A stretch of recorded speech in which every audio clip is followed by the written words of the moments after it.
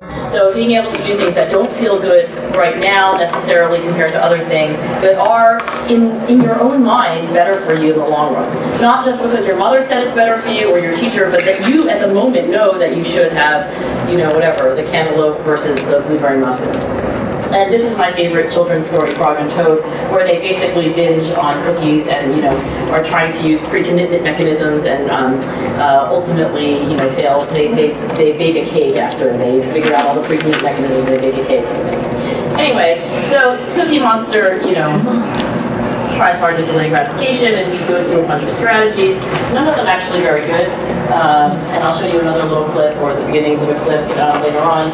A lot of our research has focused on individual differences in self-control and what they predict. This is, by the way, a caption from Stephen Colbert, as riffed on he thought all these Sesame Street skits were very funny, and basically reenacted the delayed gratification, the famous marshmallow task, but more or less ate the entire bag of marshmallows.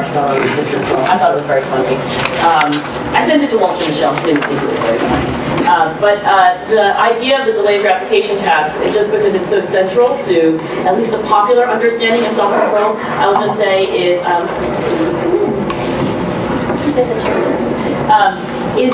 that you give children a choice between a larger pile of treats and a smaller pile of treats. And then you tell the child, and I think there are a bunch of manipulation checks so the child really understands that you don't care what they do. Which would they prefer? The larger pile, but they have to wait until I can come back into the room, I have to get something in the hallway, or the smaller pile right now. So 1 marshmallow now versus 2 later. And then the child decides. Now, in contrast to the kind of task that economists typically use for time preference, where it's the choice that matters, right? Do you choose the 2 later or the 1 now? This task, everybody chooses 2 later. And I really do mean everyone. I recently analyzed a data set from NICHD with over 1,000 4-year-olds, and all 1,000 of these kids chose 2 later. That's not the task. The task is, having made that choice, how long can you actually sustain that choice? So executing it. And this, I think, is actually maybe the fundamental insight for the economic model. The idea that revealed preferences are only the beginning. So, you can have a disjunct between your preference and your actual executed behavior because of, for example, failures of self-control. So that task ends up predicting lots of life outcomes, and it's part of the reason why I think it's gained the attention, not only Sesame Street, but Barack Obama, my Vanguard newsletter.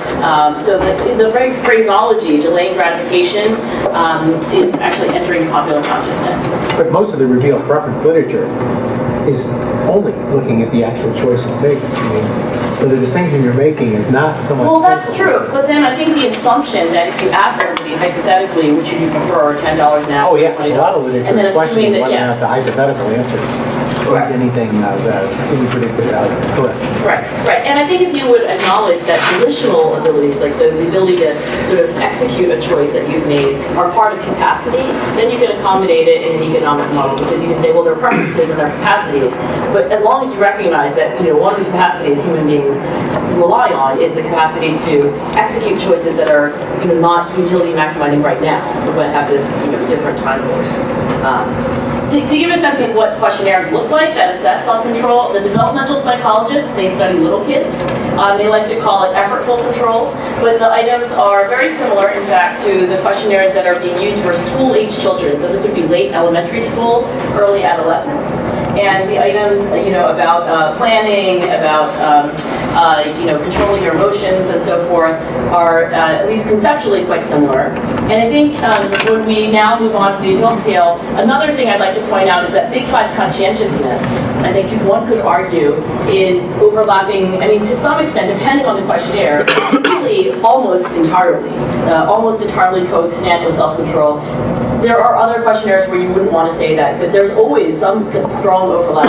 And I think that's because conscientiousness at its core actually has a lot to do, and I'll refer to Brent on this, with regulating conflicting impulses and doing something which is in your mind better, even if it doesn't feel good right now. So these items, if you took away the title of this and gave it to a bunch of personality psychologists, I think many of them would readily identify these items as simply indicating Big 5 conscientiousness, which one could argue might have some other things in it, but these tests. So the reason I've studied this with such interest is that I used to be a middle school and high school math teacher, and it was very clear for me that the conflict that school children experience really is this kind of like, I could do something that's very fun. Apparently this is outdated because now nobody plays Angry Birds anymore.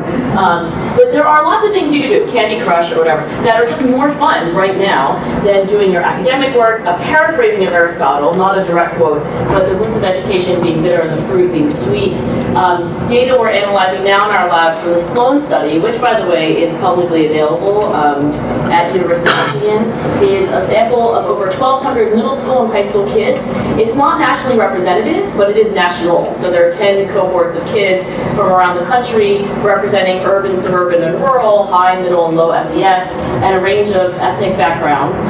And this is the ESM form. So for those of you who are not familiar with this particular methodology, instead of asking people to fill out one questionnaire once, which is in general, are you someone who saves rather than spends impulsively, etc., you essentially beat people randomly throughout the day.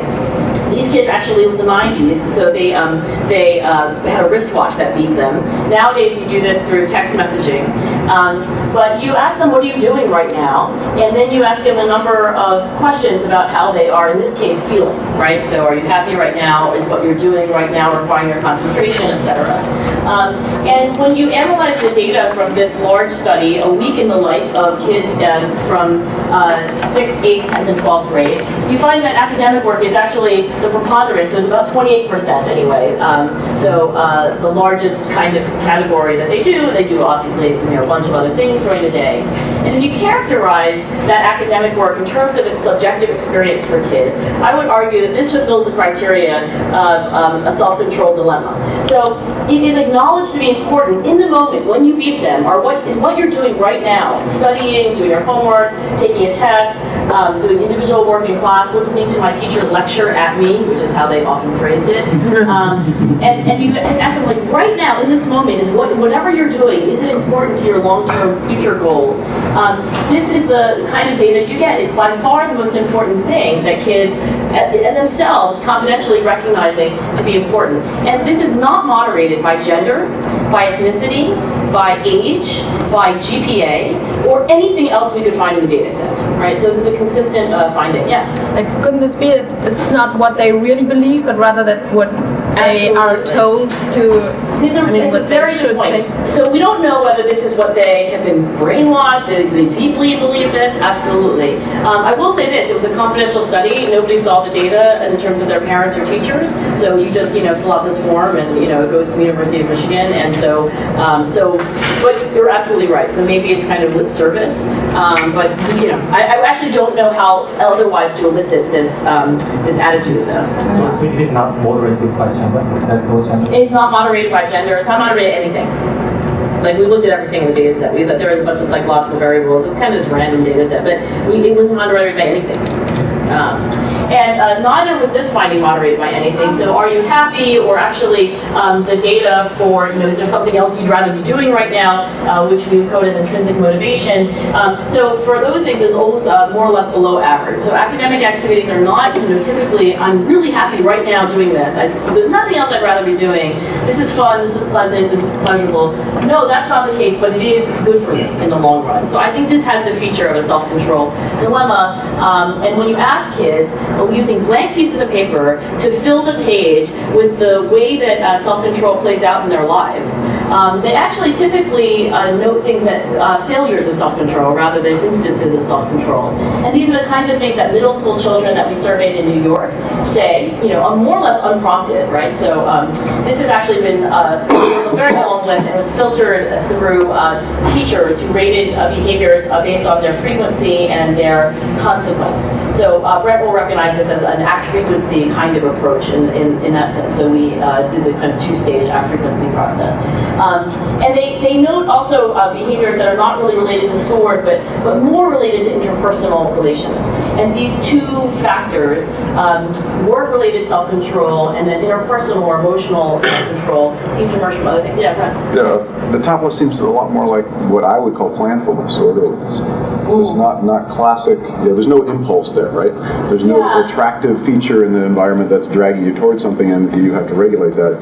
You forget something, it's just because you don't plan. You have a messy desk and you can't find something, you get frustrated because of that. But it's not because you have, you don't have an impulse when you leave a messy desk. It's just it's kind of a consequence of your lack of planfulness. So here's what kids tell us, right? But this is again, maybe what they've been told, right? So they may have been told that by their teachers that you're being like you need to be more self-controlled. Your desk is messy or you're disorganized.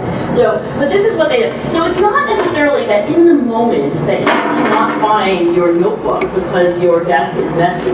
That there's a self-control dilemma pitting a larger reward and stuff. But the moment which precedes this, which is the time that you were actually supposed to organize your desk, right? I think that is where these kids are pointing to. And I have a really messy 10-year-old who I think actually she's actually fairly metacognitively sophisticated because I don't know, I just talk about this all the time, so she understands, she knows your work, Brent, by the way, she's fairly familiar. My apologies. Wait till she's 15, she might be bitter about it. She's learning a little economics on the side. But anyway, so when I asked her, why she won't, like when she just shoves everything into her backpack, which is, it's because she was like, well, I was like, it's going to be better for you in the long run, even like this afternoon, if you would, for example, just, take out the candy wrappers and, sort them from your homework and your textbook. And she's like, yeah, I know, I totally agree. But I don't feel like it right now. And I'm like, why? She's like, that's not fun. And I want to go play Candy Crush. So I think that's possible. Although, agreed. And I think actually the facets of conscientiousness, well, that's a whole other discussion, but I agree that there's this kind of parsing that needs to happen. These are kind of more obviously in the moment you need self-control.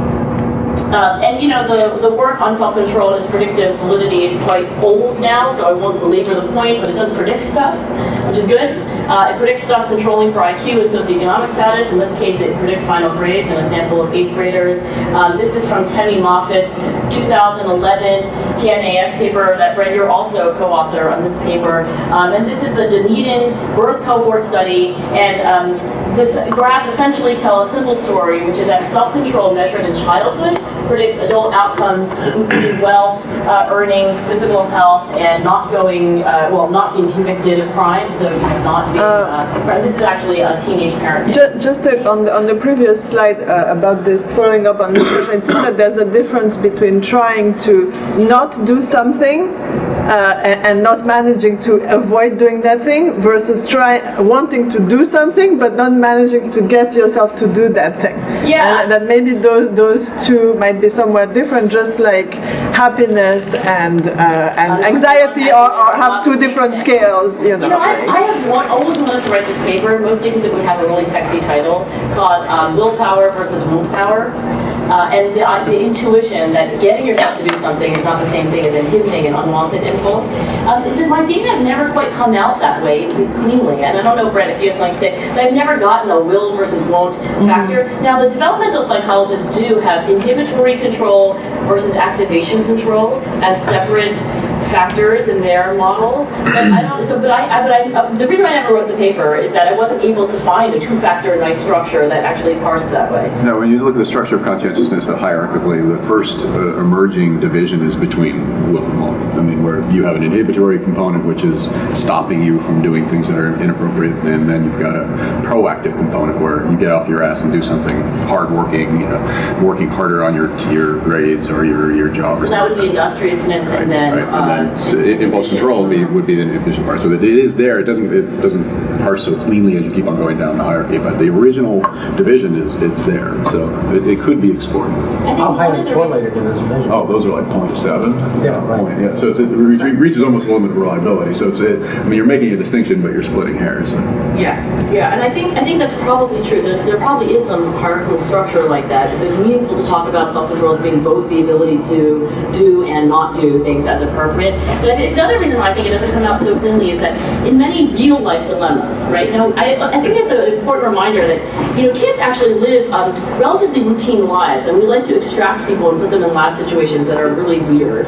But most of their waking day is sort of the same. And actually, many of the dilemmas that these kids confront actually both require the ability to inhibit and to activate, right? So if I need to put down my cell phone and stop texting my best friend so so that I can, sit and find my history book first and then do my history homework. It is both an inhibitory and an activation kind of behavior. And many but not all obviously are like that. This slide is from this paper that we called "What No Child Left Behind Leaves Behind." Yeah. Just one more question. Did you and other research always find linear relationships between self-control and outcomes? Because I could imagine that there's somehow maybe an inverse U-shaped relationship or something. Well, because let Brent chime in here, but I will say for my own part that these monotonic relationships, right? I mean, I'll say monotonic just because it's a slightly weaker claim, right? It's generally what we find for self-control. We do not find in our own data either a strong plateau effect or a curvilinear effect where there is such a thing as too much self-control. What about pathologies, though? Isn't some limit of self-control? Somebody's completely obsessed and worried about, Martian It carves into neuroticism too much. So if you look at things like perfectionism and OCD, it stops correlating with things like self-control and starts correlating with things like neuroticism. And so you have to. Nobody's done really good work parsing that in terms of taking away the negative affectivity that goes along with being OCD or being a perfectionist, which is profound. It's really such a part of it. I wouldn't want to take it out, but nobody's really parsed it well. And even then, when you look at those things, you don't see a curvilinear relationship. You see it linear. So, or it's a combination of being very controlled and very neurotic. You get OCD. And it's just a simple linear combination instead of a wonderful multiplicative or curvilinear or logarithmic or anything fancy like that. But in terms of outcomes, the people who are perfectionists don't do worse than other people who are also controlled. People who are perfectionists may not be. So we have an intuition that, the high end of this must be OCD, perfectionism, anorexia, whatever. But we don't have empirical support for that, as Brent was suggesting. And also, actually, clinically, I'm not a clinical psychologist, but my clinical colleagues tell me that people who really are suffering from OCD, which apparently is worse than major depression in terms of its language, do not feel like they are doing what self-controlled people do, which is sort of deliberately choosing between two rival goals and saying, I'd rather have that one, and now I'm going to align my behavior to be consistent with that. In fact, they feel the very opposite. So compelled they feel these are compulsions, right? Exactly. Now, what I think is confusing but that's going to, you'll come back to that, whether an acquired habit. I mean, these traits, if they were just practiced enough, could have this, quote, compulsive quality or this notion of obsessive quality, right? So I'm not quite sure what the distinction would be. But the pathologies, I think the underlying pathology really but this is getting to the point of what you're implicitly making a distinction between short run and long run preferences. So in this example now, you're saying they coincide. No, I'm just saying they're flipped. But I mean, it could be an example you can interpret it. You're saying that, their long run preference is their short run preference, and hence there's no problem aligning. Perfectly self-control. I think the difference is this: is that at the point where it really becomes a compulsion to starve yourself or to exercise, the fire alarm 100 times, that it's no longer actually a long-term preference in any sense. The compulsion simply is a short-term preference to do this automatic behavior. I'm sure how you could. I mean, you might. I mean, I'm not sure how you define a preference. I mean, they're making the choice to do this thing, and it seems like it looks like a choice. It looks like a preference. Well, the other thing that I think, I mean, they're compulsive. They're in the habit of addiction. They're frenzied, but nonetheless, there's a real alignment between short run and long run objectives. Well, I think there's a distinction between obsessive compulsive disorder and obsessive compulsive personality disorder, where in the latter, you don't claim to have a problem. You don't think it's problematic, in which case it seems like it would be an extreme manifestation of conscientiousness, whereas in the former, you actually have it's the behaviors, the mapping between behaviors and the preferences is flipped. Right, Brent, I mean, you're right that OCPD actually has a very different etiology, but it has the similar phenotype than OCD. But I'm still not sure it's necessarily the high-end punches. I mean, empirically it's not. So I mean, we tried. So we know it's not. At least the way we measure those things, they don't come about unless you go for a different measurement. Now, there's still fascinating questions ahead, and I think success have been addressed. And part of the thing looking behind here too is not only you guys are in a very cognitive world where you think these people are actually thinking about all these things. They're not. I mean, a lot of these things are quite automatic. Well, but that's the distinction though. How much of But it's not is short-term, reflect- long-term. Is it important for the distinction that there be some reflection? That people be sort of thinking about themselves or the long I run think so. Here's as my- opposed to the short run? And that's what I'm saying. If the two coincide, then the distinction vanishes almost, right? But you could still make it. They just happen to have a coincidence of these two. But if it's non-conscious, then there's no cognition going on. There's no decision-making going on. And it's just a learned habit. Well, I could, It's no, not it's a something- learned habit that I maybe chose volitionally to learn. At one point, and then it might have stayed there because the long-term reward, not the short-term. But how do I know they're not consciously making these choices? It's just so automatic and they're so rewarded that they don't have to consciously ponder it each time. I'm not going to eat this muffin.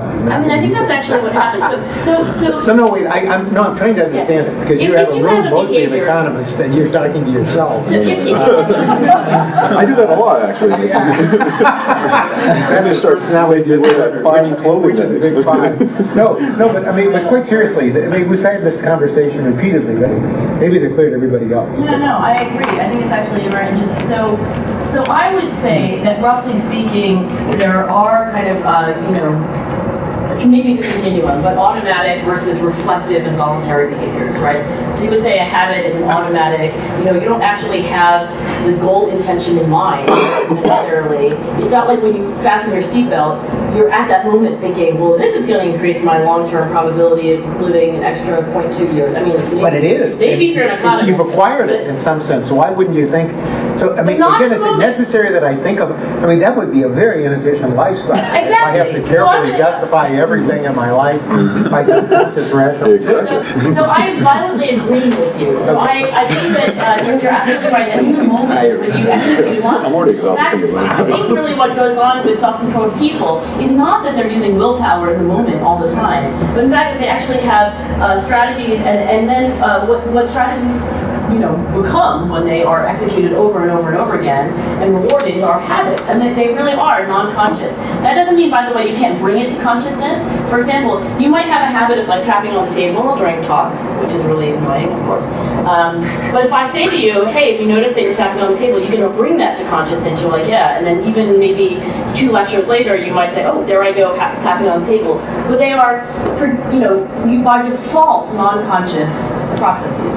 Now, for me, something that's a habit, like going to the gym every day at 6 o'clock, actually that's not my habit, just theoretically. So what would make that, I think legitimately a self-controlled behavior is that if upstream from that, at some point prior, I had made an intention, which is, I really like to go to the gym. It may not feel really good at the time, but it's actually better for me for the whole day long. I'll be better off. So that to me, there has to be a voluntary, reflective, conscious, deliberate choice at some point upstream from something which is even habitual for it to actually legitimately be called a self-controlled behavior. But it doesn't have to be, synchronous with that behavior. There doesn't have to be that intention. Brent, is that? And we actually find some support for this in our That's not data. empirically operational because you're dealing even with a 10-year-old. You've got 10 years of life, and where do they make the choice? Yeah, no, the inner behavior to me says no. You have absolutely no reason to invoke any cognitive thinking whatsoever, long-term planning or contemplation of the goal. If you are embedded in a context in which the long-term goal is to be thin, and you happen to be temperamentally inclined to be controlled, you will gravitate to that discriminative stimulus. Without any conscious and if you, intent. without any conscious intent, because that's the context, that's the matrix you're in terms of the rewards, and you can acquire the behavior without ever going, someday I want to be thin. You can definitely acquire the behavior, but you would still call that self-control. That's the open question. If you guys want to define self-control as something that involves that cognitive component, then I would have to say no, it's not self-control, it's something else. Yeah. I don't know. Now we're down to semantics, right? But not important semantics. They're conceptually important because if it's temperamental and it's non-conscious, then of course I think it's personality, and it's not. It doesn't necessarily have to be a contemplative activity that somebody really goes through a stage where they engage it. It could all be acquired quite passively. You have this matrix of long-term rewards. You gravitate towards them. The classic story with the anorexics is that they have a long-term goal of being thin, and then like the short-term pain actually gets secondarily reinforced, and so the pain of starving becomes rewarding in itself. that hunger flips, pain by the way, flips. So that's kind of a Pavlovian notion. Right. That's a completely different model of what we're dealing with in terms of the typical economics, like stated preference, and you want to, that's going to control your behavior. You have a whole other vector of control over the behavior that has absolutely nothing to do with conscious control, conscious decision making, preference. But if you choose like the inputs that give you the immediate stimulus, then there is an But element. Again, Brent's not saying that that's not possible. He's saying there are occasions in which you don't choose in any kind of active sense, and you can still legitimately call this self-control. But I'm not sure what you mean by choose. But then why people respond to the same stimulus in different ways? Like there might be a socially constructed preference for thin women, but still there are women that are thin, women that are less thin, women who don't care at all. Yeah, well, just the fact that, I don't think that to know that there's arrogance, right, in the response to the same. I don't think that has anything to do with conscious versus non-conscious, because people also consciously respond. But then there must be some mechanism that, like, biologically makes them differentially responsive. There are biological mechanisms that account for non-conscious individual traits. It doesn't have to be biological. Everything's biological. So it's not really, but if you think fixed and temperamental, no. Even temperament researchers think that temperament is modified by conditions and experience. You can have that kind of construct, which I think is what you're talking about, like a starting value or something that emerged developmentally that predisposes you to be aware of those stimuli, for example. You don't have to be conscious about that. You can get it somehow, and of course get it because you maybe started that way and then were rewarded to be that way. Of course, if you think about things like OCD and anorexia, huge reinforcement patterns form in our culture. That's the right thing to do, is to not be a pig and not to eat too much. And obesity messages are pervasive, so the kids get the messages without ever actually having to contemplate it. And if you have a propensity to go in that direction, it can just be like a spiral that builds without ever having to contemplate it. But I don't know, but I guess there is like medical research on those things. Like those people probably don't start at the level of like control of how much they eat that is already pathological. Like they probably start with a desire to be thin and fit, and then these degenerate because of these like. Or they have a really high capacity for control early on. Some kids are just amazing, just quite amazing when it comes to their capacity to delay gratification. When given those marshmallows, they'll sit there for days. Some of them will eat it like that without thinking about it. And so there's starting values that could be acquired either through experience or through temperament, and it has absolutely nothing to do with intervention or stimuli. You just take that type of matrix and put it into the context that we live in, and those kids will gravitate towards those stimuli. And you don't have to invoke an economic model and say, they had a moment where they had an epiphany that said, I'm going to go this direction because I think it's the right thing to do. They just might be unconsciously drawn to it. And it doesn't have to be biological or conditioned, it could be both. But I'm just worried, we don't know whether it's conscious or unconscious. No. There's not an empirical content of the distinction. No. That's what bothers me. No, So I understand what you're trying to say, or what's being said, but I don't conceptually, I understand. think it's useful to distinguish the conscious versus the non-conscious, and then we can decide what to call it. And when I think about self-control, But they respond to incentives in more or less the same way. When the price of food goes up, the anorexics start to grow in the population, I would guess. The pragmatic reality is that kids actually are they're scolded all the time about doing their homework, cleaning up their room, and all these things that require them to delay gratification. So I think even if it's possible that there are non-conscious gratifications to desired ends over more immediately than that, I think that the practical reality is that most kids it is brought to consciousness because we talk about it a lot. Like don't do that, even though So you were too polite, so you.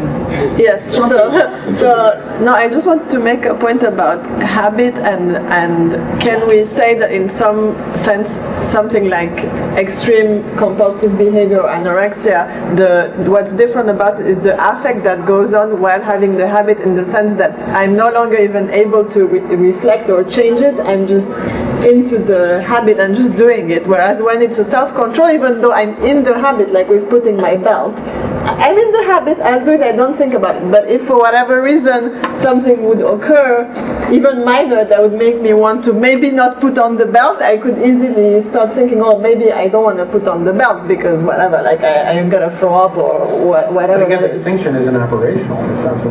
How do you know that I can't, at some future time, even reflect on it? Even if I've been heavily addicted and say, taking drugs for 25 years, on the 26th day of the 25th year, I can suddenly, that's why switch using on. regret. So I just worry about there are a bunch of not operational statements that are being thrown in here, which Yeah, but that's why the it's far from original the choice theory was conceptual, right? revealed preference. It wasn't to try, I mean, that was the triumph, which you would reject clearly, of neoclassical economics. No, but in the lab, Only a choice behavior. but in the lab, couldn't you actually perturb the habit, like of someone, and see if they reevaluate or if they're stuck into doing the thing, regardless? Say, hey, stop. Well, in the lab or the clinic, you could actually Yeah. confront It's people. more of a Right. continuum, right? Because if you Right, look right, at you addicts, could. I mean, so I think it's more of a continuum than a categorical distinction, right? Because addicts, like, even in the moment feel like I shouldn't be doing this, but they do. But that's not quite the same thing as a reflex arc, right? Right. Which, doesn't even go through the central. Yeah. So Yeah, right. But I guess you could measure to what degree it's hard for the person to stop doing what they're doing once you tell them something that might encourage But them what's the to measure of stop. difficulty, I guess, is the question. How hard is it to do it? And that in some way you would think Because that they do it, Yeah. or don't do it. I mean, let's But get the tautological. conceptual distinctions are hard enough. I think it's useful to think about these operational questions at the same time, but I also think it's, at least you can make a conceptual distinction, even if you can't make an empirical measure of. No, but you have this theory of this conscious being versus the animal, the rat's kind of, eating Well, I am, Brent's compulsively. not. I mean, yeah. Well, no, but you are too, No, in the sense of your habit formation is really sort of non-reflective object. So the well, key yeah, notion so is we're both reflection, distinguishing between these right? processes and Self-consciousness. Self-consciousness. It's So we're not denying that self-consciousness exists and that it plays an important role. We're just questioning whether. But you're saying there's a lot So of decisions made that where people aren't consciously doing anything. I'd even go so far as to say the majority of the stuff we do is not consciously decided upon. I think that's Even if we really- consciously at one point decided not to make it conscious. Right. In fact, if anything, That's the point. Well, yeah. You acquire the habit. I stop at every stop sign, and it's really a habit now. And there's no point in it, logically, and there are plenty of times but I certainly don't spend a lot of time. I have a habit of Yeah, assuming the axiom of choice holds when I Most write things that down we do are on mathematics. autopilot, And it's you're not something that, so anyway, that's why I'm just a little bit worried where this is going, but go ahead.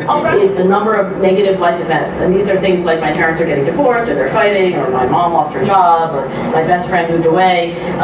It's mediated by a psychological reaction to these objective life events, feeling anxious, feeling like you don't have control. And as I said, there are these rank order changes that are typically evident within, say, 6 months or a year of the negative life events. But then, if the negative life events go away, at least in our data, tend to be refractive, tend to be, or tend to sort of, come back, I guess, to baseline. I think some of the work that Brent's probably more familiar with would suggest that chronic negative life events actually do have a sustained effect, potentially on development. But at least in these samples, when we're looking at early adolescence, when the events go away, the self-control comes back. Do you have your hand up in the back before? Yeah, I wonder if we can bring some neurological evidence. For example, stopping some behavior, right? Self-control in terms of inhibition. I think there's some evidence suggesting that at least it was effort for control, and you can see, with certain part of the brain, light up when they are making effort. But once it becomes automatic, becomes a habit, that brain image is still there. No, actually, I think that's actually not right. In the moment, but once something does become, Habit. autopilot, whatever, Yeah. it moves back into like the parietal lobe. I mean, then you actually fail to get the same activation Okay, so patterns. it's pretty much a wired into, so it doesn't require any more effort, right?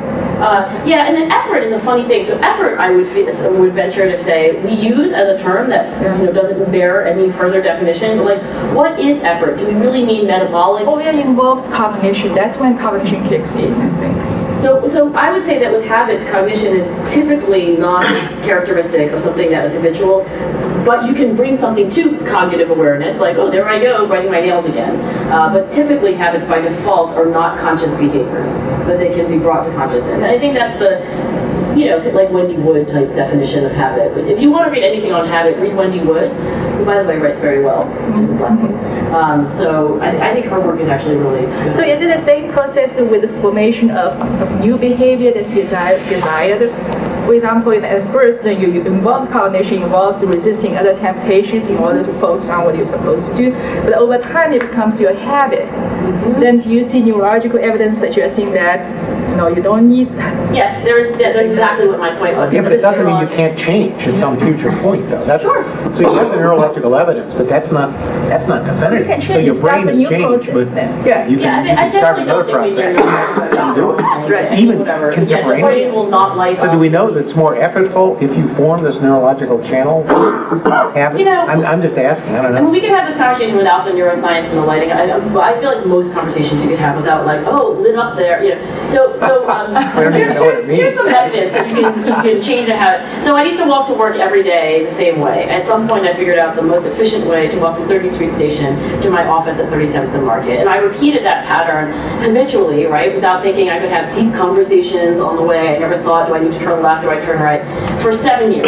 And then there was construction, so I actually had to change my habit. And actually, interestingly, it took me a couple months to change. It was fascinating. I'd be like, anytime I was doing anything else while walking home, even just listening to my iPod, I would invariably go down the wrong road and then have to turn back and be like 2 blocks extra and miss my train, so I was being punished. So, but it still took me, but then I eventually learned, like a rat, like eventually I learned it. So that suggests that, behaviors can become habitual and automatic. I don't need neuroscience to tell me anything about that. It doesn't matter whether the dorsolateral prefrontal cortex lit up or didn't. I think it's seductive. No, you don't, but I just wonder if neuroscience, helps us with resolving this issue about whether it was cognition or not, or the level to Well, which we don't really need neuroscience to ask whether, is this a conscious process or not, because, we can just ask people, but anyway, the neuroscience evidence is certainly consistent with this idea of different brain regions, and typically not prefrontal ones, subserving automatic and non-conscious behaviors. But there's even a line of work, which I think is bogus, but nonetheless it's there, saying that everything is kind of, right, triggered Everything is in what? advance. No consciousness whatsoever. Oh, what? No, Really? there's a guy, what's the name of this guy? Is that like Bennett? Descartes? Yeah, right, who? Bennett? I actually don't remember. But the point is that all these decisions, the body is you're already talking making about, the the decision Yale guy. in anticipation of everything. Large? No, But it's not large. before you made the conscious choice. No, I'm not saying it ignores expectation formation, which is, anticipation, I think. But that's another story. Yeah, I don't know. There are But probably... the point is I just worry. I understand these distinctions, but I just wonder how fruitful they are. So how does it lead to some kind of notion of intervention or policy implication? Well, the implications for intervention are clear, which is that if it is a conscious, voluntary process, then you can talk to people about it, and then they can go and initiate stuff. What if it's not? And if it's You not, shock you them, can't, you put right? them on the. So it's not. Maybe you have to resort to a behaviorist kind of approach, right, where you're just rewarding things secondarily. And my guess is that. But you said earlier you could talk about bringing things into consciousness, right? So I would think that very few, even the worst drug addict, look at the life you've thrown away. You had 25 more years, do it. I'm just wondering, what are the classes of behaviors where I can't consciously bring this into attention? Brent, what do you think? I don't think there's any class of behavior you can't bring into conscious attention. The question is whether that's a useful intervention. And I would counter that almost every intervention we do is this sage on the stage type model of telling people they should do things differently, and it's incredibly ineffective. Oh, I understand. And so I think that that Angela's comment is correct. That if you do invoke this other model, you have to think about interventions in a different way. You can't just tell an addict, and you can tell an anorexic, "You're killing yourself," and they go, "Great, thanks," and they don't eat. They're totally aware of what's going on. It's not a question of awareness whatsoever. But is that the only strategy that involves consciousness? You can if you change not just them, lecturing to them, but if you make staying with them, working with them, interacting with them. You can make them quite well aware of incredibly important reinforcement and or punishment contingencies. You can make it, like if you don't eat, I will shock this person next to you. It's something extreme, something that would get them to change their behavior. Sure, you could do that. We don't typically do that. And you could do both, right? No, but there are other forms where you might, instead of just lecturing to them, you might advise them. Even the style in which the advice is, there's a whole literature on that, right? How do I transmit this information? I know, but they've never done the research to show whether that advice has any long-term impact. You know that. It has short-term impact in a laboratory setting, but none of those studies. Well, no, but some of these long-term interventions. We're going to talk about this, I guess, in a minute. No, I'm going to convince you otherwise. I'm going to argue against myself. But no, but we've studied some interventions. You've seen it. where you actually have long-term consequences. You change behaviors. Some of their early childhood, some of their adolescent. But many of those But they're not interventions behavioral shocks. I mean, they're no, but they're also long-term, and the implicit reward structure is long-term, right? If you're bringing a kid in, you're teaching them how to behave appropriately in a classroom setting over a 6-month period, that's a dose that's far different than sitting them down and telling them they need to act better. Okay, go off. No, I understand. So yeah, I don't know which you're calling the first kind of intervention behavior. No, the first kind of intervention, I think just there's a propensity in our society to think short-term cognitive, just tell people what they need to do and they'll be able to change their behavior. Well, sometimes it works. I mean, you told people not to smoke cigarettes in 1964. They caused lung cancer. And there was a huge drop in smoking rates almost instantly. But you see, that's that reward. It's like if you tell them don't smoke because we think it's bad for you, they go, yeah, whatever. If you tell them you're going to die, which is a far more extreme statement, you might get a little more of a response. What worked better was taxing. Taxing wasn't just didactic messages about the health. But even among the educated people, there was an enormous decline. Just among the educated people. Yeah, exactly. Well, what do you mean? You're saying that the less educated have less cognition? But there were intervening social mechanisms there, Jim, that were not just the didactic information. Like social norms changed. It then became embarrassing to be smoking, right? It became shameful. Yeah, but way down the road. It's certainly not in 1964. Well, not in the very beginning, right? And there was pretty dramatic change, is what I'm saying. So I agree those kick in at some point. Right.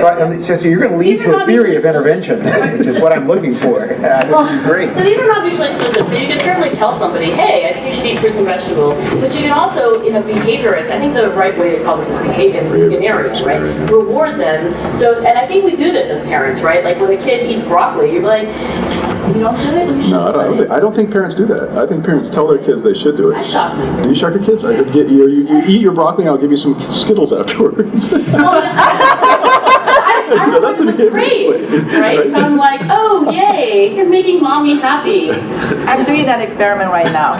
Eating one kind of vegetable, getting one candy from Halloween. Trying to get He said, but I just want one candy, that's all. So I would just say this. I think that these are not mutually exclusive, right? That you can do behaviorist, non-conscious rewarding and reinforcement and punishment. And you can certainly do conscious, didactic, hey, let me just tell you about this, and you can process it using the front part of your brain. And they're not mutually exclusive. And I think many schools essentially do this. So the KIPP charter schools that are, founded on the principles of teaching self-control, both reward and punish behaviors, as well as talk to them, posters up, classes on self-control, etc. So, we don't have the empirical evidence, Jim, to parse, the efficacy of one versus the other. Right. But I think the corroborating evidence suggesting, that it's not that these mechanisms are all mutually exclusive. So, did you have a comment? Oh, yes. I was just thinking, it seemed like we're dividing interventions into sort of talk therapy and information for conscious behavior, redesigning the environment for unconscious, but also it seems like there's some interventions in psychology that just encourage practice, like exposure response for prevention. How does that kind of fit? Well, exposure, it would be in the category of behaviorism, right? Because it would just be, there's an experience, right? It doesn't necessarily have to be mediated through a cognitive structure. And practice, I think, would, more or less go into that category, right? In a sense, if you only wanted to have two. Right. No, just that instead of having a positive or negative reinforcement, just letting the experience itself kind of, people can internalize that this isn't as bad as I thought, and forcing them. Yeah, but that's still reinforcement in a sense, right? And that's how exposure therapy works, is it sort of, or you could call it negative reinforcement, which is the removal of the punishment. But yeah, it's more or less behaviorist, I think. Okay, so Walter Mischel, Brett's favorite psychologist, was quoted as saying the most important scientific discovery about self-control is that it can be taught. And these are pictures from his original work. Actually, his very famous marshmallow work was done at Stanford. And of course, Stanford parents do not sign consent forms for their children to be in textbooks. So these are children from Chile who are slightly older than him. But anyway, it's still Walter's work. And in recent collaboration with James Gross at Stanford, who is actually somebody who mostly studies adults and mostly studies emotion regulation, we kind of borrowed from his model of emotion regulation to taxonomize the kinds of volitional, conscious, deliberate strategies that I think people do deploy spontaneously to regulate themselves in the face of conflicts that we were just describing. And the inspiration for this, in part, was Thomas Schelling. Was he a Nobel laureate, Jim? I feel like everybody's a Nobel laureate, but I think I have a biased sample. So he's a Nobel laureate, like all the rest of you. I really feel like I know more Nobel laureates in economics than I know non-Nobel laureates in economics. Anyway, so Thomas Schelling wrote this brilliant essay called Egonomics, where I think he actually took a shot at revealed preference and wanted to say that at least the assumption that revealed preferences are simply preferences that manifest without this extra step there, which is execution, is a misstep for economics. And then he sort of catalogs, it's actually brilliantly written, he catalogs all the various contrivances, which is his term for it, that we use to control ourselves in the face of temptation. And he talks about, setting the alarm clock and putting it across the room, or Christmas clubs where you save money for the. And the thing I liked about it was that he enumerated, strategy after strategy. What was dissatisfying to me was like any organizational structure, right? So it's not super helpful to have a list of 120 different things. And in using James Gross's emotion model, we would argue that there's 5 kinds of strategies ordered temporally, from earliest to all the way up to facing temptation. And I'll just very quickly describe these so we can move on to Brent's more interesting talk. So the first thing you can do to regulate yourself is far in advance, which is to choose your situation, right? Choose to study in the library instead of choosing to study in your noisy kitchen. Choosing not to go to a bar if you are an alcoholic, etc. And situation selection is for kids, I mean, every undergraduate who works in my lab has to do 2 things. They have to work for me, but they have to sit in the first 3 rows of class.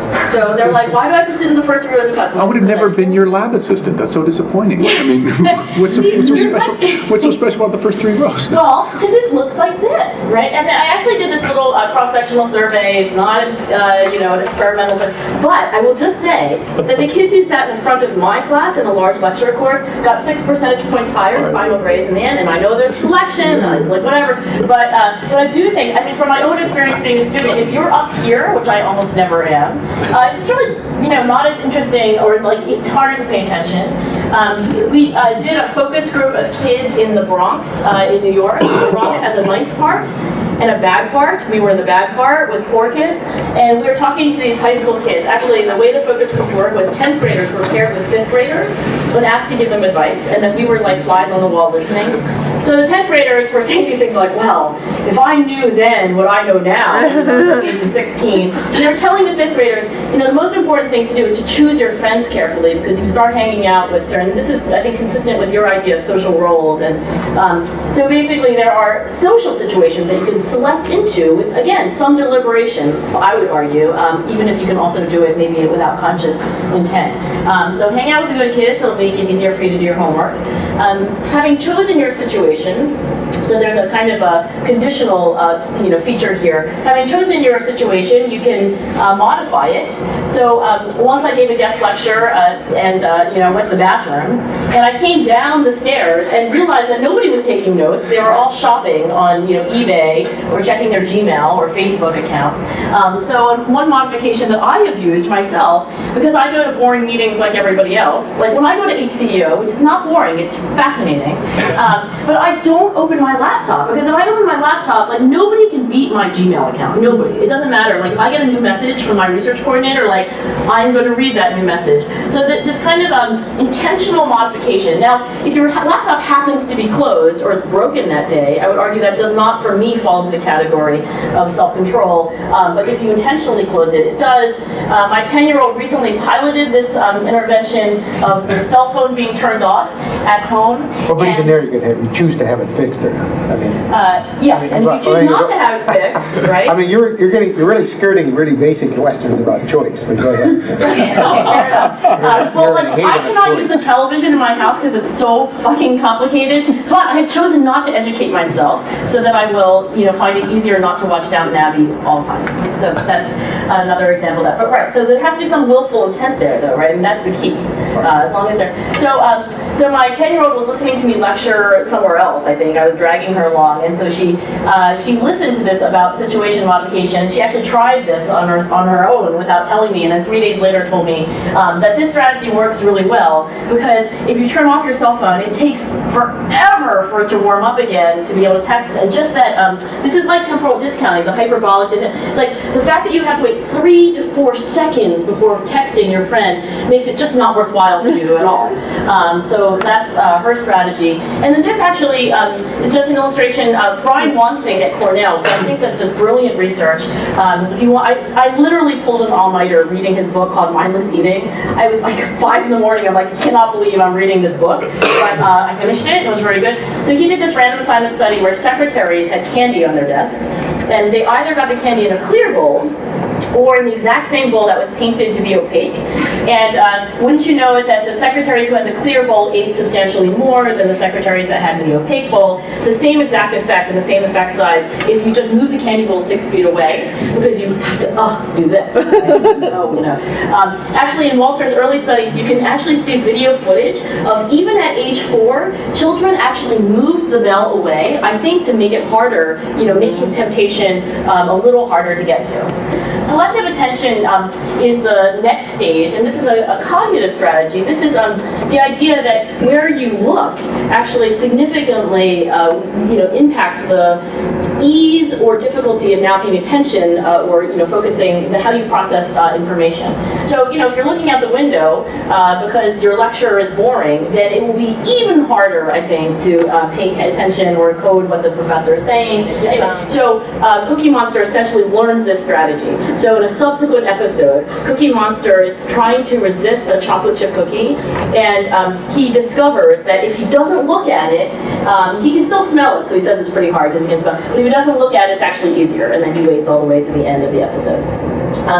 At KIPP, these charter schools, there are about 160 of them now, serving almost exclusively low-income, primarily African-American and Latino middle school students, but now also high school students and elementary school students.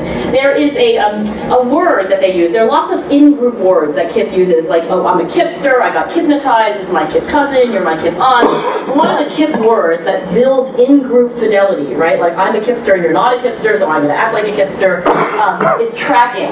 And tracking at the KIPP schools means having your both eyes focused on both eyes of the speaker and both shoulder points oriented physically toward them. Now, this doesn't guarantee that you're going to pay attention, but it really does make it that much easier to pay attention. And in my experience, Ivy League undergraduates track about half of the time, or more specifically, about half of my undergraduates, when I meet them, actually track the speaker. The other half are like looking out the window, they're looking at their feet, they're picking their nails, they're like on their laptop. So I guess that would be another requirement of working in my lab, which is that you have, like, we literally stop lab meetings. I'm like, okay, everybody stop talking. Brent, you're not tracking the speaker. Then yes, there you go. So this idea that you can use attention itself, which of course requires self-control, right? So you have to use something. But I would argue that if you use attention in a strategic way, you can say, look, I'm going to make things downstream from my attention, that much easier. Okay, last strategy which is worth discussing is cognitive reappraisal or cognitive reconstruction, cognitive change. And that's the idea of, now that you've selected your situation, modified it or not, chosen where you're going to pay attention, you're the alcoholic, you have made the bad decision to go to the bar, you have sat next to the whiskey bottle, and you're looking at it, right? Now, what do you do? So the last ditch hope here, I think, is to now mentally construct your experience in ways that make self-control easier and indulging in temptation harder. My 22-year-old RA was looking over my shoulder, and she was like, of course, like all 22-year-olds, well, that's not true. A stick in the eye is definitely bad, no matter how you think about it. But I think Shakespeare was speaking as a matter of generality, that their mental construction really has a big impact. By the way, Jim, I just saw in the Booth School, coming up in the elevator, the sign for a talk where apparently Claritin, which is an allergy treatment, is more effective if you also watch Claritin commercials compared to if you just take Claritin. And there's actually this fascinating literature. Now, I don't know if it'll replicate, but sometimes when I see these studies, I'm like, yeah, that's really cool if it replicates. But there are these studies by Ellen Langer at Harvard, for example, where housemaids who actually have to clean the bedrooms in hotels, if you randomly assign them to a condition where you tell them that, do you know that your daily job fulfills the national daily required recommended exercise and you're going to be healthier, compared to housemates who don't get that, actually on physiological measures have better health later on. So the idea that there really could be a true placebo effect for things as downstream of your cognitions is fascinating if it replicates, right? And I don't know how big the effect sizes are, but it's kind of interesting. So in this random assignment study of psychological distancing, it's just one way of changing your experience is to think about it in the third person versus to live life as we all do in the first person. We had fifth graders replay an angry event, either as it happened in their own sort of first person perspective, or half the kids were randomly assigned and coached a little about sort of thinking about it like in the third person, or they really understood it when we said like it's like in a YouTube video, like you can see yourself. And I'm like, oh, okay, get it.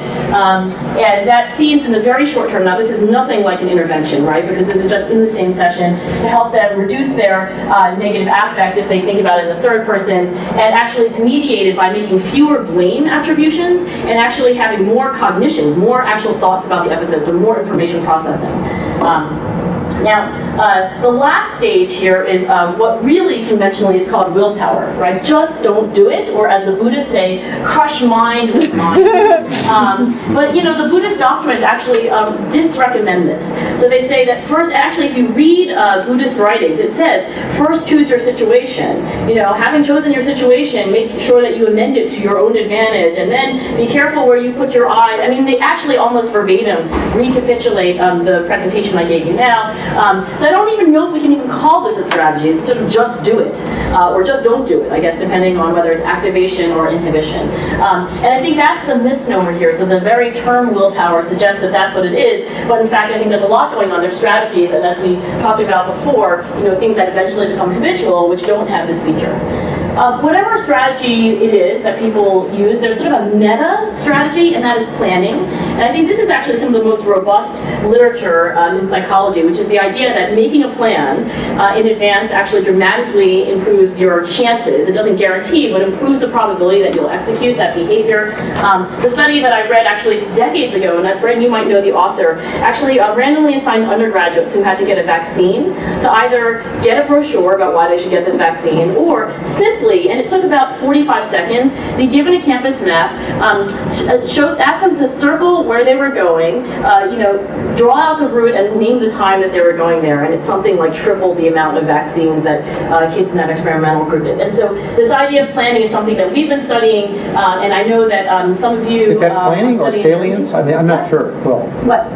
I mean, is that really planning or salience? I mean, you're somehow rubbing their noses in it and making them more conscious of it in some sense, right? Yeah, well, in the sense of, you know, making it a prospection, making them more conscious of it, making them mentally rehearse, that's, I think, planning. But you could argue that just simply, you know, maybe there's an element of that intervention that was reinforcing the importance of vaccination. Maybe. I'll tell you how this intervention went, and then you can tell me whether you think that actually fulfills, you know, removes the confound of just, you know, more scolding. So in this intervention, kids got a WHOOP plan. These are fifth graders in Harlem, and they had to make a wish, which is the way we call a goal for fifth graders. They had to name the best outcome that would happen if that wish came true. That was to reinforce goal commitment. Then we named an obstacle, or they named an obstacle. It's all fill in the blank. And this only works, by the way, if it's completely generated by the individual. And then they made a plan, right? And it's if, when, and where, then action verb. Now, in the control condition, so Jim, you tell me whether we did this right. They made a wish. They named the best outcome that would happen. Then they named the second best outcome that would happen. And then they made a plan. If I achieve this goal, then how will I feel, right? So that was all there was. And then they had notebooks to do this every day for 3 weeks. For the 3-week period, and as well for the rest of the marking period, there was about a half standard deviation increase for the planning group compared to the control group in GPA, teacher ratings of conduct, teachers who were blind to intervention condition because random assignment was at the student level, and then also objective measures of attendance based on school records. So these two are objective, and these are actually also teacher ratings of conduct that were gathered by the school quarterly without us. So I do think that planning is a meta intervention in the sense that if you're going to use situation selection or modification or attention deployment or cognitive reconstruction, that it helps a lot to plan to do so in advance, right? To actually have some amount of prospection involved. Were their goals all related to school as well, or was it? In that one, it was we asked them. Well, at first we had it open-ended in the pilot sessions, which are incredibly important when you're doing work anywhere, but particularly with kids because they're just all kinds of things. Like we just discovered that kids don't know the word rarely at 5th grade. So in that one, we started out with making a wish, and then we got stuff like I want to be a break dancer, I want to make love, I want to and then we're like, oh, okay, make an academic wish. So they were coached a little bit on that and constrained in that way, and we gave them feedback on their first plans, and then that was it. We gave them feedback. It was corrective, like, oh, this isn't really a goal. This is something, and then that was it. And then they were left to their own devices. How long is the follow-up on these studies, though? This one, we only consented them. This is the other tricky thing about working with kids. Whatever you cannot amend your IRB to easily when you have a child. Like, so if the parent signed for 6 months, that's it. With adults, I think oftentimes you can be like, oh, okay, well, we're going to extend the study. We're going to do this follow-up. For this one, they were only consented for that school year. This was done at the beginning of the 3rd marking period. So the other thing, the nuance here, which I think is important to impress upon economists, is that there are, this is why we're maybe not so always so excited to just freely give our data to everyone. There's so much work that goes into this.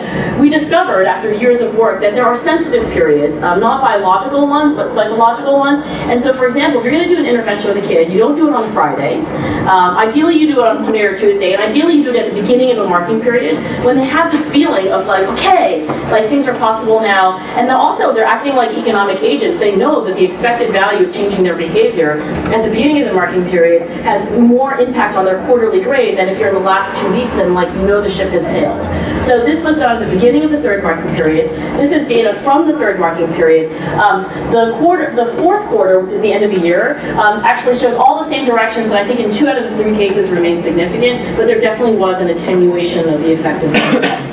I don't even hope that this would have an effect after the summer and into the new year. Maybe it would. The only hope would be that if the behavior was reinforced. So you started studying a little harder and then that got reinforced and that kind of kept you going. But I think otherwise you have these entropic effects. I think the idea that a psychological intervention could just be like a perpetual motion machine sustaining would only works if there's some mechanism there which kind of boosts it, right? Like, oh, I start smiling at people because I had this intervention, and now they're nicer to me, and now I'm smiling at them. That would work, but otherwise not. Yeah. But isn't this a case where that would be true because they are getting better grades? Yeah, possibly. I don't know whether that reinforcement is immediate enough or strong enough. I have more hope for things like if you did kids' social skills training, because then you get immediate, hourly, and it's very potent.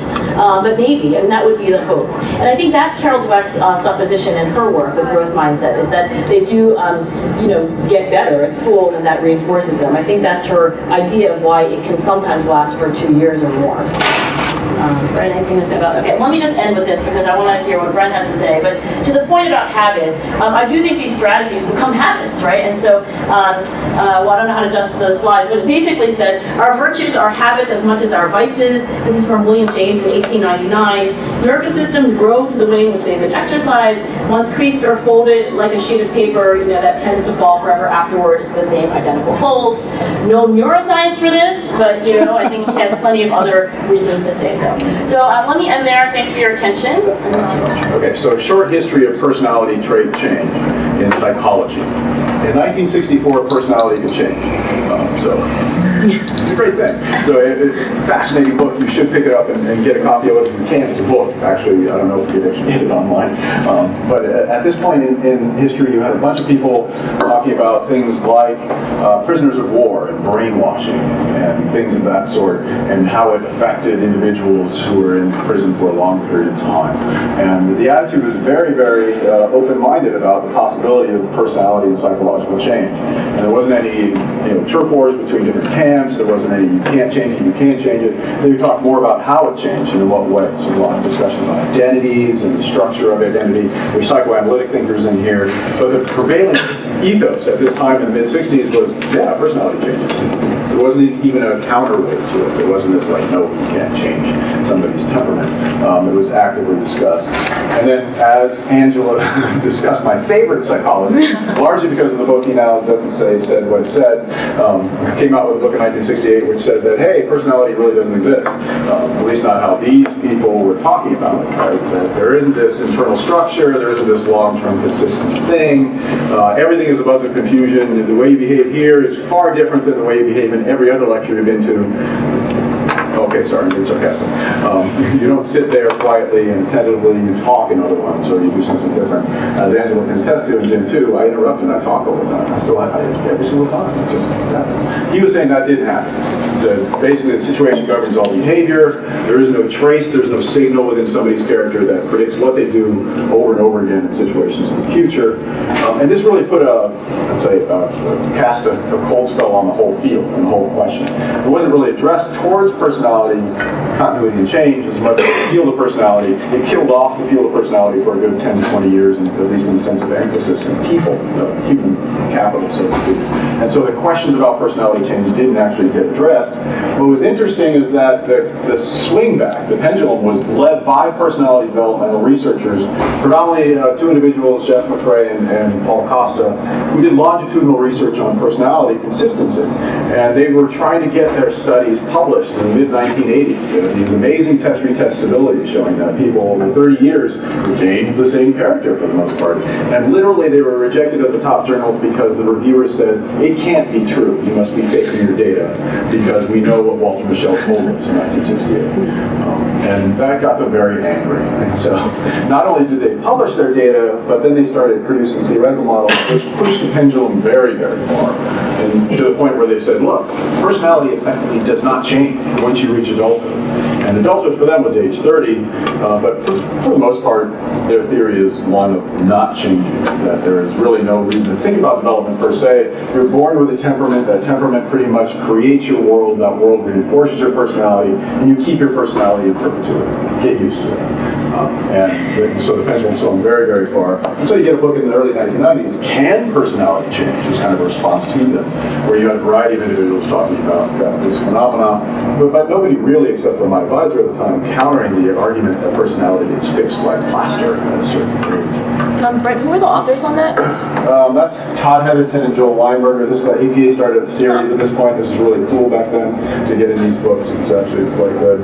Baumeister has a chapter in there, and a variety of other folks, Dan McAdams as well. My research and my career, for the most part, has been since 1992, let's say, trying to provide a corrective action to the literature. So in some respects, pulling the pendulum back to what I always saw as the reasonable position in the middle. And since that time, we've published meta-analyses, longitudinal studies. There have been a wonderful outbreak of longitudinal studies, mostly from Europe, but also in the United States. So a lot of panel studies, like the health and retirement study, has collected personality data, and so over several waves. And we've collected that data and we've looked at it a little more objectively, and we found that, there's some reasonable continuity in personality. So if you want to know how you're going to be in 10 years, take a self-reported inventory, look at what you say, because it's pretty much what you're going to say 10 years from now. In 75, if you're a betting person, you have odds of 75 to 25, but what you say now is what you're going to say in 10 years. So there's some room for change, but from a predictive perspective, that's a lot of stability. Okay? It doesn't mean that there's not change. There is continuity and change. It's not an and or, it's a continuity and change phenomenon. You keep your character, but things modify in your character as you go forward. Some things get reformulated. Some things, for most of us, go up and down as a population. But all boats rise in the harbor, so to speak. We find that certain personality traits, like conscientiousness or self-control, carve a very distinct pattern across the life course where, for example, people get more control as they get older. The open question now is whether they really get less impulsive or they really get more control, which are two actually different things. So it might be that, given the model that Angela just showed, for example, we might just get really, really good at avoiding those tempting situations. We might have absolutely no more control than we ever did when we were 18. We just select situations that don't give us the opportunity to fall off the wagon, so to speak. We don't know the answer to that question. We haven't studied that phenomenon well enough. Brent, do you know? I think a lot of the data is cross-sectional, but maybe, so is it? Can we distinguish between cohort effects and just maturational change? Yeah. I think we can, right? Yeah. So I mean, the meta-analysis, we looked at cohort effects across 100 years of data. There are some cohort effects. One of the biggest changes is young people you become more socially dominant or assertive from age 20 to age 30 or 40. And there's a cohort effect in that. It seems to be more true for your generation than for Jim's generation, for example. But it's so confounded with the ages of the samples that you can't really make an argument. There's a small effect, which I think it's too cute to pass up. People who were coming of age in the 1960s did not increase as much on conscientiousness. Because they were smoking pot. It's a small thing, but I really like that effect. Yeah. I can talk about, or is there any evidence about the difference between personality change that is conscious and people might decide they want to be more patient or whatever, and they try hard, and after whatever years they learn to be more extroverted or more patient. I will flip the question back to you, challenge you to do the research, because it's an idea that's been out there for at least 30 years, and there's absolutely no good study yet testing it, in my mind. We've started some work, and you find uncomfortable things, like if you want to become more extroverted, it's because you're introverted. If you want to become more conscientious, it's because you are not chronically conscientious. And so the goal to do something with your personality is typically negatively correlated with that personality. And then we've done cross-sectional studies, and we look at things like which predicts behavior better, your personality trait or your goal to change your personality trait. Like in an ESM study, if you look at what people do, you say, I want to become more conscientious. I'm really disorganized, I have a messy office, I want to do better. And then you then look at the person's behavior for the next month. What predicts what they do is their personality, not what they call. So I would love to see the studies where people set a conscious goal to reformulate their character and something like that and see what it does. But hold on, if you fix conscientiousness at time t and you compare those who want to change with those who don't want to change, but starting at the same level, there is no difference. Is that what you're saying? Yeah. Okay, but that's. Well, it's even worse because the goals don't really predict the behaviors as much as the traits do. Even once you control for past. Then after you control it, it's worse. It's just But are you going to tell me, but this is a point that we made actually, although you seem not to accept that anymore, the point with Tim, and namely that all of these traits, you call them traits, we call them skills, but traits are just the consequences of measures. And measures involve typically not just one trait, but multiple traits and incentives and situations. And I know you've worked on this in part, some of the experiments you did at Illinois, but I'm just curious about right now the current thinking in the literature where there really is full control for all the incentives in a situation. So I can be very, very peaceful person until somebody points a gun at me and I can take the gun away or something. So nobody's going to deny. So nobody's going to deny the incentives matter. And so the question is really the strength of the incentive. That seems to me the whole issue, the person situation discussion, right? So just you're going to come to that question in terms of the definition. It seems like it's fundamental. Maybe I'm just missing something. I've been toying with an idea. Let me try it. Since you're an economist, I'm going to argue for the efficient market hypothesis of personality. Efficient market, okay. No arbitrage. Efficient market. Well, you know what that is, right? That the buzz and confusion of day-to-day stock movement is unimportant. What is important, of course, is the long-term trend. And then if you have a signal that goes over a long period of time, that's what you should care about, not what happens in a day because there's some weird event in the Middle East. Same thing for personality. Who cares whether somebody put a gun to your head? It's great. I mean, it's really important if you're interested in guns against heads. If my measure that day is taken about how angry I am or how violent I am, then I'm going to look very violent that day in a way I wouldn't the next day when the gun's removed. So I'm making a more general point. Now you can understand what you're saying. But no, I'm going to come to that point because I'm going to say that movement in your anger that day will have absolutely no consequence for your future activities, just like the movement of the stock market at any given day cannot predict what's going to happen. Well, but then we get to the question of habit formation. It could be that if I'm really violent today, then I'm violent tomorrow, that after a while, as a result of cultural violence, I become a violent human being, right? See, that's a well, I think in the efficient market, I'm going back to the previous talk. in the efficient market model, they will talk about the movement of the market being important, as I will talk about personality change being important. So not only where you start when you're young, but where you move to. Why is movement important? Because the movement is actually changing the level. And the average... No, movement's important, but I'm just talking about the measure. I'm just saying that the basic measurement, all psychological measures are performance on tasks. And performance on tasks generally take multiple traits, as you're using the term, plus incentives. So people are incentivized, you have group effects, you have, immediate goals, and you also have a set of traits. Most of what we do in personality psychology and in social psychology, for example, is try to eliminate both ends of that spectrum. So if you're doing an experiment, you're trying to eliminate the individual differences. If you're doing personality, you're trying to eliminate the incentives and the changing factors that occur. So to some extent, we're both trying to control for those in our approaches, to find the signal either in the person or in the situation. But there isn't that much experimental manipulation, right? A lot of the studies that have been done are basically just cross-sectional studies.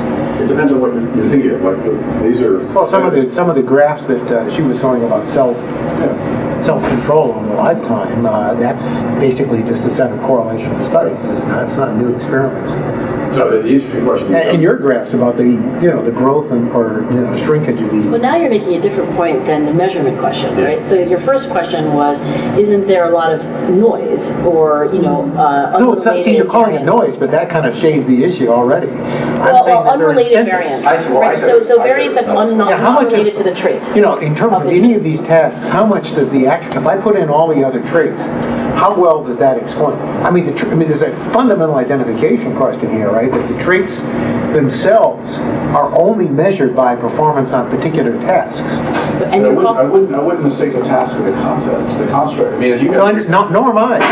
But we never have anything other than the tasks on which we measure them. We have a variety of tasks. We have a variety of approaching it. You look at triangulation. Yeah, we have a variety of traits and incentives. That's what I'm saying. I think those are two different things, as Andrew put it. You're talking about a low-level phenomenon of the process of behavior. I'm talking about a signal in that behavior across time.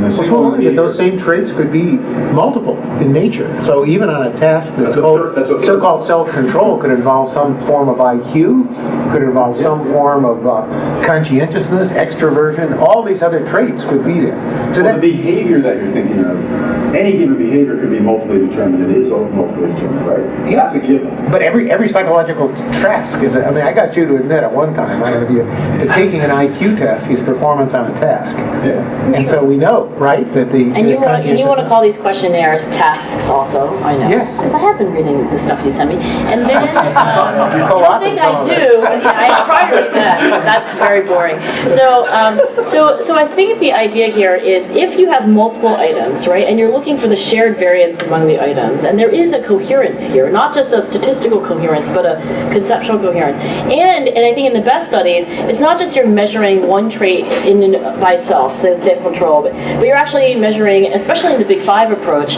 really the universe of meaningful traits. Obviously, you're not having everything in there. No study could, but so it's multi-trait, and then as Brent says, multi-item, but also multi-method. Then you can triangulate, and then with at least some confidence say, that this measure, if I can control for all these other things and look for the shared variance, etc. This I'm going to call self-control, and I'm not going to worry so much about it also being compliance and agreeableness and IQ because, oh, by the way, I measured those things and I parceled out that variance. I mean, that is not a perfect answer to your concern, but it's not that we have these like single items that are, obviously if you say, did the child eat cake or not, and then we'll say, oh, well, that's self-control. Well, so finding you in situations that are, let's say, salient and affording typical things that I'm interested in. If I'm interested in neuroticism, I want to see you in situations where you feel uncertain. How do you handle uncertainty, right? Do you fall to pieces? Do you regather yourself? Do you apply yourself harder? Do you get angry? but how do you handle that kind of situation? And I'm not going to see that more than a few times a year, a few times a month at all, right? And I need to capture you in those situations. That, in my mind, is the platonic ideal in terms of the definition of personality. I'm getting a gross proxy. I totally agree with you with a self-report inventory, even an observer rating or an experiment. I would even argue that the experiment and the situationally bound assessment of anything is horrible because it doesn't assess that. And we often go to it because we think, oh, it's objective because I have this kid picking up an M&M or not. That's real. And it's not no more real, at least in relationship to the conceptual idea that I'm interested in than any other type of assessment. I'm not saying that I prefer self-reports to those, but I would say that they come closer to the concept that I'm No, but they're on the same footing logically, that a self-report and a set of behaviors are both So you're representations of some underlying set of traits. And the question, it just seems like a basic identification question that you can't, that plus the incentives in the situation. A point where we were discussing the etiology of self-control, is it cognitive or is it non-cognitive? Right. And we don't know. And one reason we don't know is because we haven't applied our imagination to the task of what you call the identification problem. What is the construct and how does it develop?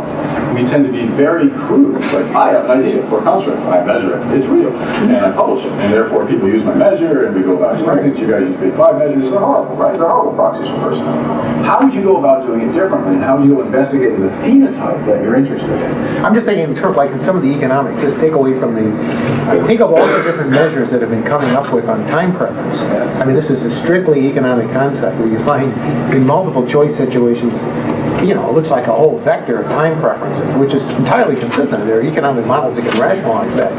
But again, it sort of, it illustrates that you're not really getting at some key fundamental parameters. But we need to do the work to figure out what you are getting at. So I'm just actually asking whether or not there's any move in that direction. Not enough. No, because as people, we have to do genes and our pretty brain-like to do real science to get funded. People, which ironically is all predicated on some understanding of a phenotype that we're correlating. Exactly. I mean, it's horrible, right? Right now with NIH and SF, you have to do something sexy and biological, and it's all predicated on a relatively poor measurement system of any construct that we do.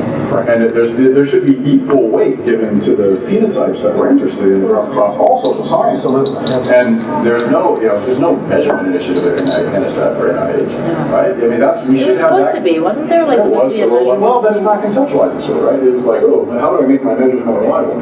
It needs to be conceptual. So instead of saying, like, do you have an identification problem, you should turn around and say, we really need to figure out the identification problem across social sciences. Are we trying to, I mean, in a sense of, there are, I mean, in some sense, I don't want to slow you up because you have a lot to say, but I mean, just in terms of the structure of, you think of it as like nonlinear factor models, and you can say, okay, when can I identify it? And what you're really saying with multiple output is I'm going to normalize somewhere in the system and call that normalization the trait.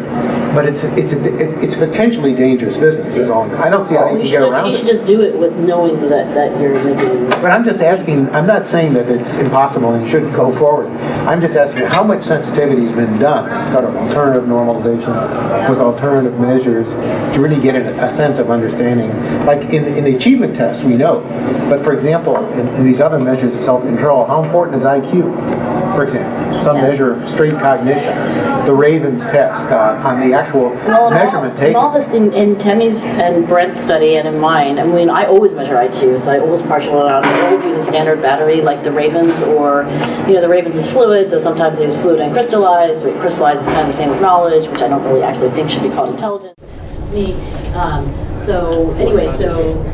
Yeah, I mean, and then other confounds, right, that you didn't mention that are not trait, like with socioeconomics tests and so forth, those measures are always imperfect and they're always, a incomplete list, so you never really know. Yeah. So I think you just have to kind of do it and know what you're doing and what you're not doing, right? No, but again, the question of how these measures are taken, the incentives that people have to exhibit, that's always coming up. It came up in the last talk, forever, right? So the question is just in terms of standardizing. So go back to this original question when Brent said that if you look at people's intentions or their conscious goals to change their personality, right, and you find effectively zero effect controlling for baseline. Well, you haven't done the longitudinal studies, right? So. Okay, so say. And I'd say Alcoholics Anonymous would be a counter. There are people who do consciously change their behavior.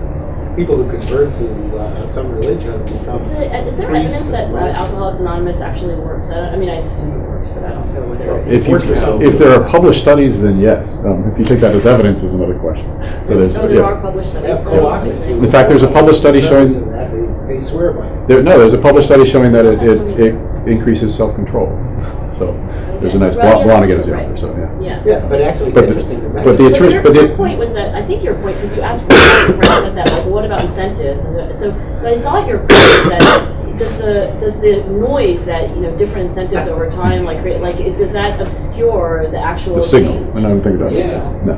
Not to change, just the measure. So the measure itself, and then the change. I mean, If you bother to measure things continuously and in depth and over time, no. I'm going to say, and that's my efficient market hypothesis of personality. The noise will cancel out. We don't do that, and I will grant you that. Yeah, but if you did, Although you guys did in the you're certain. Some I'm just we asking do. where the evidence is. It's not. I'm not saying it. I think, well, if you do have multiple measures and you do assume that I think each time the incentives are kind of randomly drawn and they're really just kind of noise over time, you average across them, I think you will get a signal. But I think there's situations that are pretty fixed in people's lives, like, what kind of parents they have or stuff like that. Social conditions, if they're in the bad neighborhood. I don't think your strategy would account for necessarily. Well, you could identify it. I mean, that's just it. If you have a one-shot study of any sort, you can't identify that any better. It's actually, we're more handicapped than you are with the multi-item personality inventory, which is at least trying to account for it. You do a one-shot cross-sectional study of anything, and you have those conditions lurking in the background, causing unknown variance and error. If you actually did start assessing it continuously, then you can see the effect of those contexts and actually start bringing them to bear. Oh, but there's some conditions other with the cross-sectional variation at a point in time.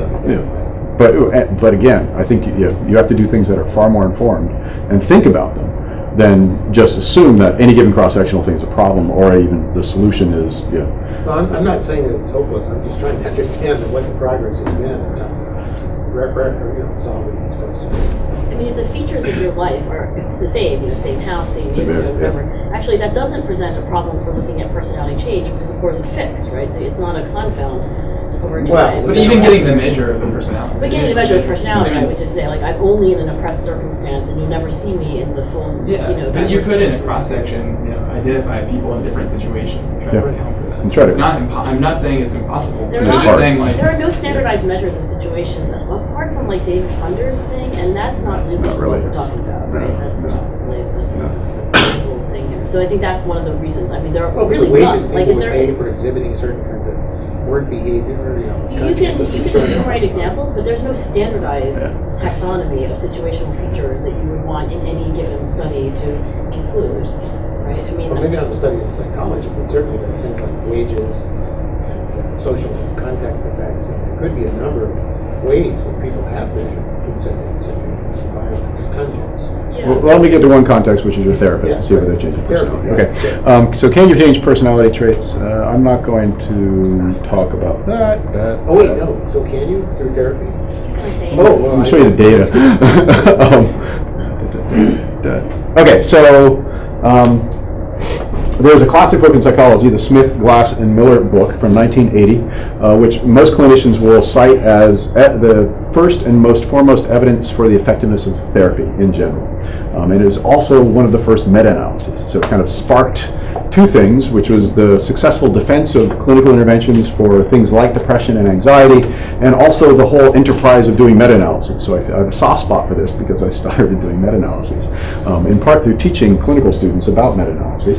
But in this book, they catalog all of the different studies that they compiled at that time in 1980, and it's not a fun read by any means. It's not scintillating. Lots of tables, and kind of interestingly, about 2/3 of the way through the book, there's a table, and it breaks out the outcomes by category. And there's one line in one table that says personality trait change, D.31, K13. 1980, right? So here's the best meta-analysis ever done in clinical psychology, not the best, but the first and the most foremost and the largest, which has buried in it a little nugget that says, well, therapy in the 1970s and 80s had the ability to change personality traits to the tune of about 1/3 of a standard deviation. Only 13 studies. And I've always known this, and let's say, has served as inspiration So about 2 years ago, we thought it would be a wise thing to do to follow up on this. And I call this going down the meta-analytic rabbit hole. That's across all kinds of therapies. Well, it's only 13 studies at the time. You're talking, hardly, in 1980, you hardly had the cognitive behavioral therapy movement. It was just at its initial point. You had lots of psychotherapy, you had lots of interpersonal therapy. So at that point, you didn't have as many categories as you do now. So meta-analyses are not easy, quick, dirty. So anybody who argues against them in those ways, don't listen to them. They're time-consuming and they get out of control quickly. And this one has in a big way. And so I knew of a handful of studies that had been done since then, and I thought it would be a relatively reasonably easy thing to do, to compile those studies and add them to the 13 and find some that I didn't know about.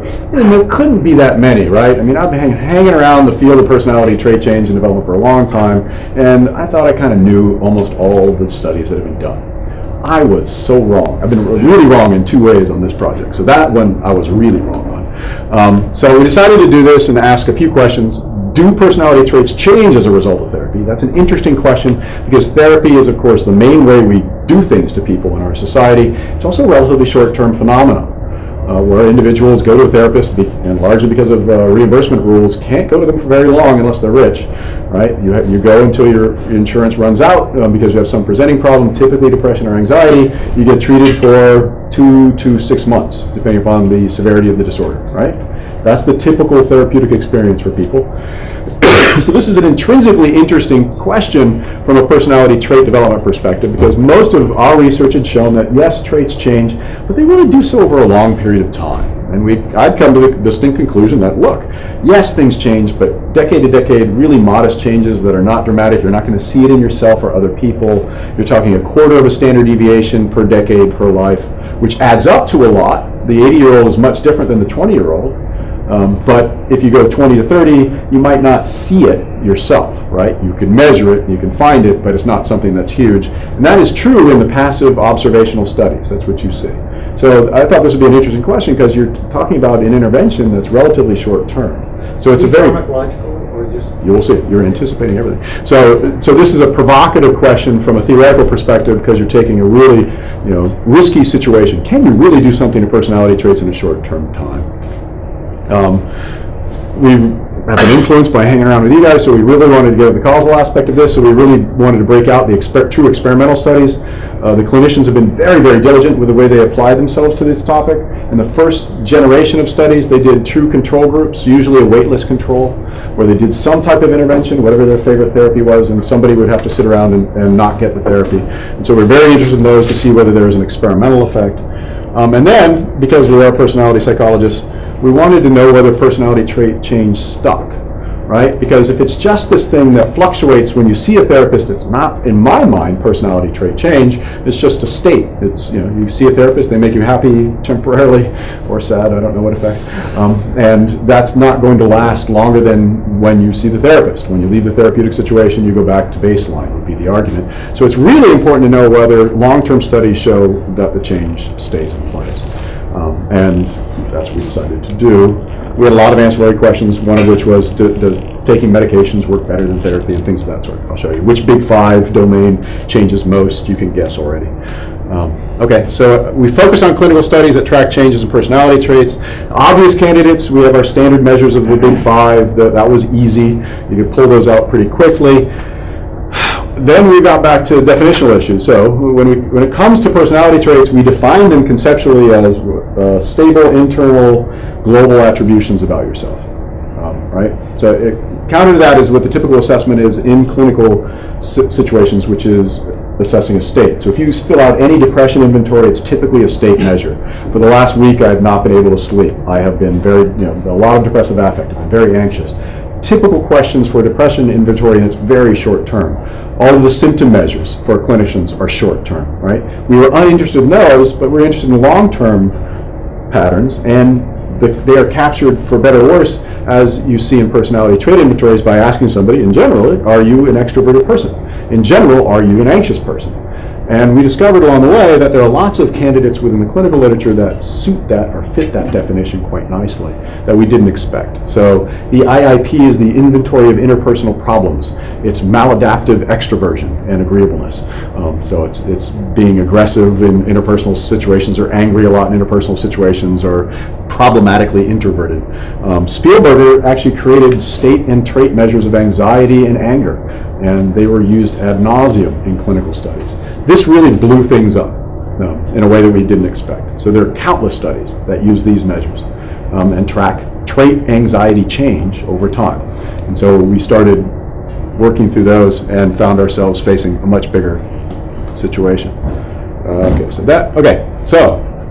let me show you the data. So this is not true. This is true over the summer. We're now up over 200 studies. So much for my prediction. If you like 30 studies, it'd be very easy. We could get done in the summer. And this is the first meta-analysis I think that I'll ever stop before we actually find all the data, because we just keep on finding studies. And the signal hasn't changed since the first 30 studies. So the story has been exactly the same data-wise. Just get your standard errors just go down, which is uninteresting, but we have lots of them.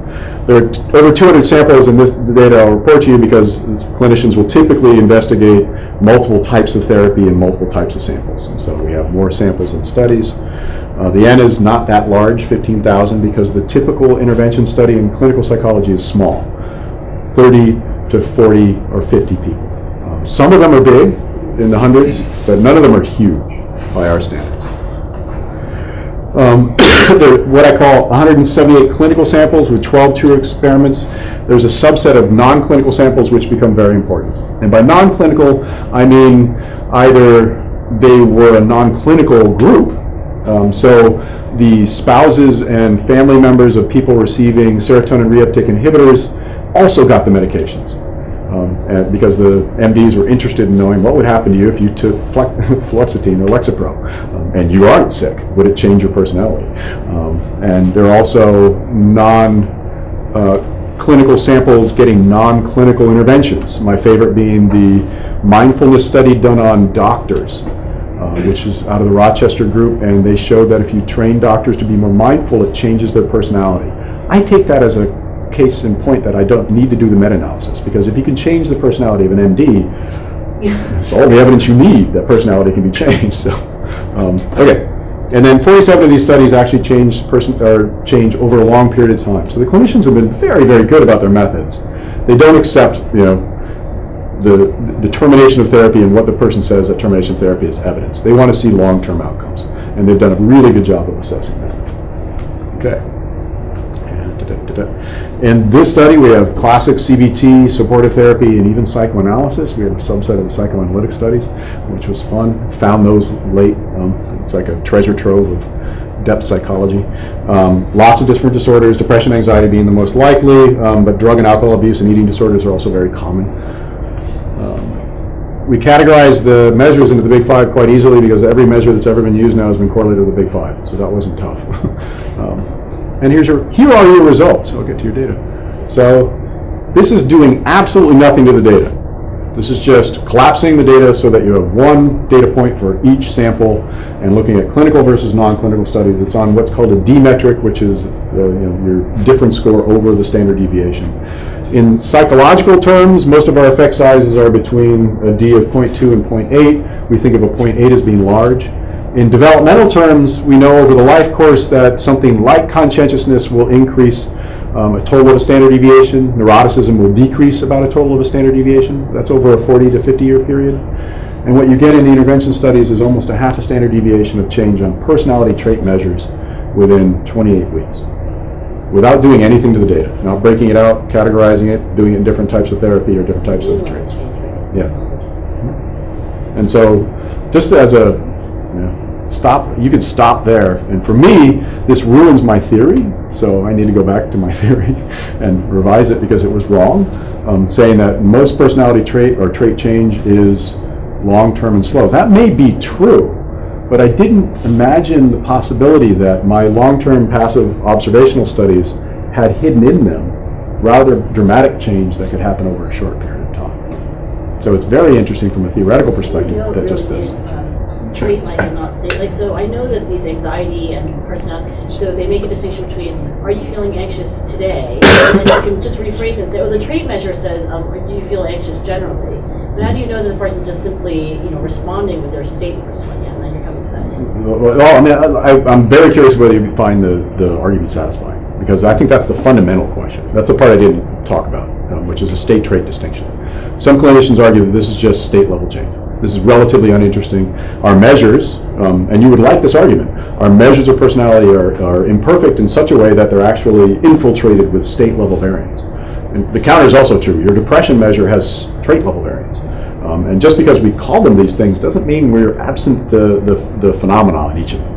And so it is quite possible that this is just, you're feeling a little bit better about yourself in therapy, and it just, your personality trait measure is kind of this, gross signal of overall functioning.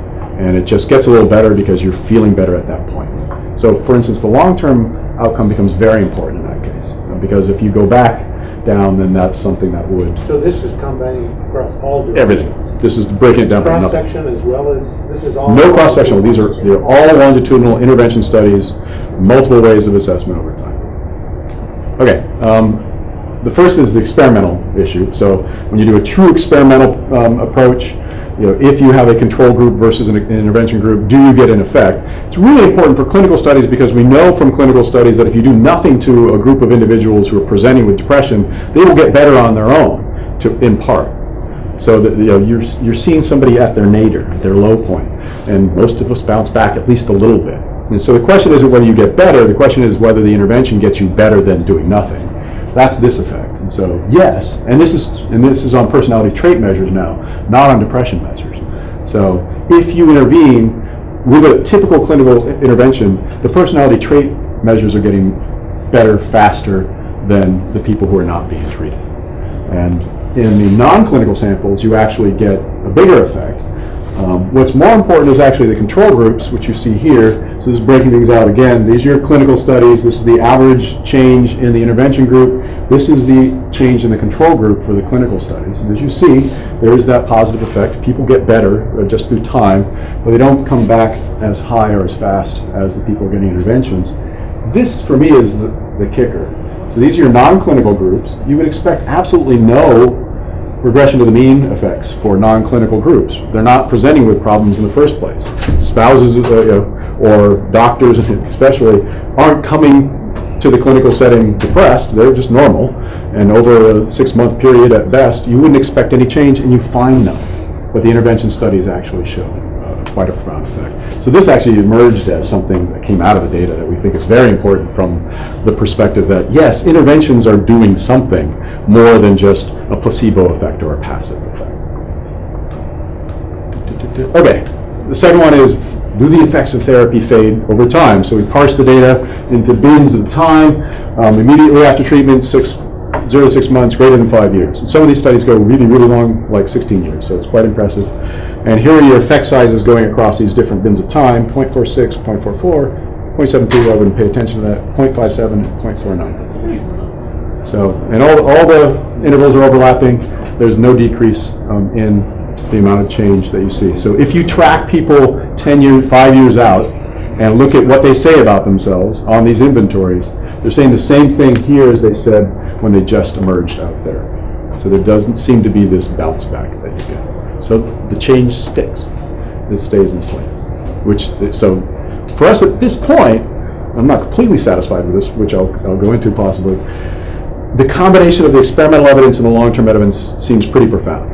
That you may want to think that going to see a therapist is doing something to your character that is changing you. I mean, we're going to talk about this anyway, but do you have measures of whether people stay in therapy or we go back into therapy later? That's a really good question. Unfortunately, in these types of studies, it hasn't been controlled for because these are basically RCT type studies.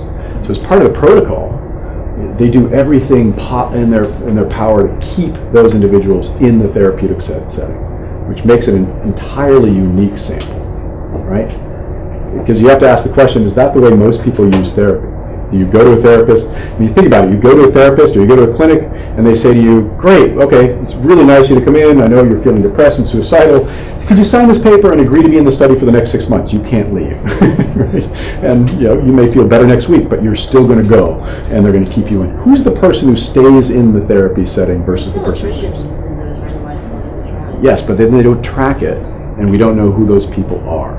So that's the problem, right? Right. From a causal standpoint, Right. You don't know whether this is How substantial is it? It's a good question. We're going to have to actually compute it.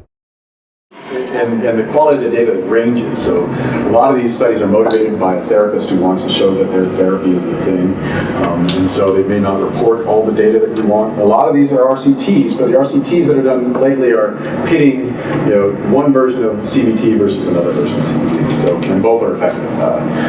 And so it's not really clear who's staying in and who's not. And they don't actually typically do really comprehensive personality assessments, nor do they then report who the triggers are. And that's really what we need to know. Because people trip for two reasons. They trip because they're not getting better, and they trip because they are getting better. So it's not clear how to interpret the attrition either. I think Tip's question is we're interested to find out whether this question applies to both the treated group and the control group equally. Meaning, would it be true that the control group are more likely to go back, such that the effect will disappear, or both groups have an equal tendency of going back when they need to seek help. Therefore, the effect, the initial effect, would remain over years. So, the dynamics here is quite interesting. Hopefully, somebody has studied that. No, I mean, the recurrence of going back to treatment. You can't, right? I mean, you can't avoid treating a person who comes to therapeutic setting and presents with a psychological issue. So the control group always gets treated. And so there's no study like that. I'll show you data that mimics it. But there's no study in existence for ethical reasons. You just simply can't do that study where, okay, I'm going to set them aside as control and ignore them. Yeah, you said the control group was on waiting list. Right. Yeah, So but they then can they get it can- anyway. So why would you see this effect? What do you mean, why would you see? Well, it's just that the experimental group received the treatment, say, 3 months, 6 months earlier than the Is this just a control pre to group. post, though? This is just pre to post. So this isn't the experimental groups. No. So this is just pre to post for the people who are followed up long term. And then, so this isn't the experimental effect dragged out. They're very different studies. 0.49 would be 5 years later. That's pre to post, like the same Pre to sample. post without not No comparison group. Are there not enough studies in the cell of long-term follow-up and control group and Well, does the control group? Well, the control group becomes an intervention group, and then both groups get followed. Right, yeah, so you can't. And then they're going to show this type of effect. Simple difference. Yeah. So it's a little bit complicated, which is kind of fun. When it comes to the big five, as you might suspect, neuroticism have changed the most, which is, thank God. In fact, that's what should change the most. And you get a lot of change. It's close to 2/3 of the standard deviations. It's a rather profound effect on neuroticism, which is not too surprising. Secondary effects on extroversion and agreeableness, not much on the others. They're all statistically significant if that matters. In the non-clinical samples, you see a very similar picture with a slightly larger effect on extroversion. I don't think these are very interesting because none of these studies were designed to change a personality trait. You would assume neuroticism for the clinical studies. For the non-clinical studies, they're random in what they're doing. But they also happen to be working on neuroticism too. And for that, conscientious is not significantly different from zero. Yeah, that's one of my null effects. Do you have measures of actual behavior, though? I mean, there was some problematic behavior, they got them into therapy. There are a lot of Like studies. addiction or- There are a lot of studies that do that, for instance, with things like substance abuse. Yeah, for example. And we didn't look at that. We're looking at personality trait measures. Do you have a sense, just in that? Well, the next slide will give you that sense, which is interesting. So these are the different presenting disorders. So depression, anxiety, personality disorders, actually. You show a lot of personality change when you present with a personality disorder, which is fascinating because they're not supposed to change according to clinical law. But the two categories that change the least are eating disorder and substance abuse. If you look at the substance abuse literature, the behavior doesn't change a lot either. So it's really hard to treat eating disorders because of some of the conversation we had before. You have people doing what society wants, And now you're telling them, yeah, relax a little. Be impulsive. Where are they going to get that message reinforced? Nowhere, right? And clinicians have a really hard time helping. And the substance abuse literature shows the same. They get somewhat better, but the effectiveness for that type of syndrome is far less than what you get for personality or for the more typical disorders. And you see that in the personality trait changes too. So the presenting problem does moderate the effect. At this point, well, we're actually reanalyzing the data now. We will have more categories for what type of therapy. And I'll tell you what will happen after I show you this data. So right now we have it divided into psychosocial versus pharmacological. You get to take meds or you go see a therapist. And it doesn't matter.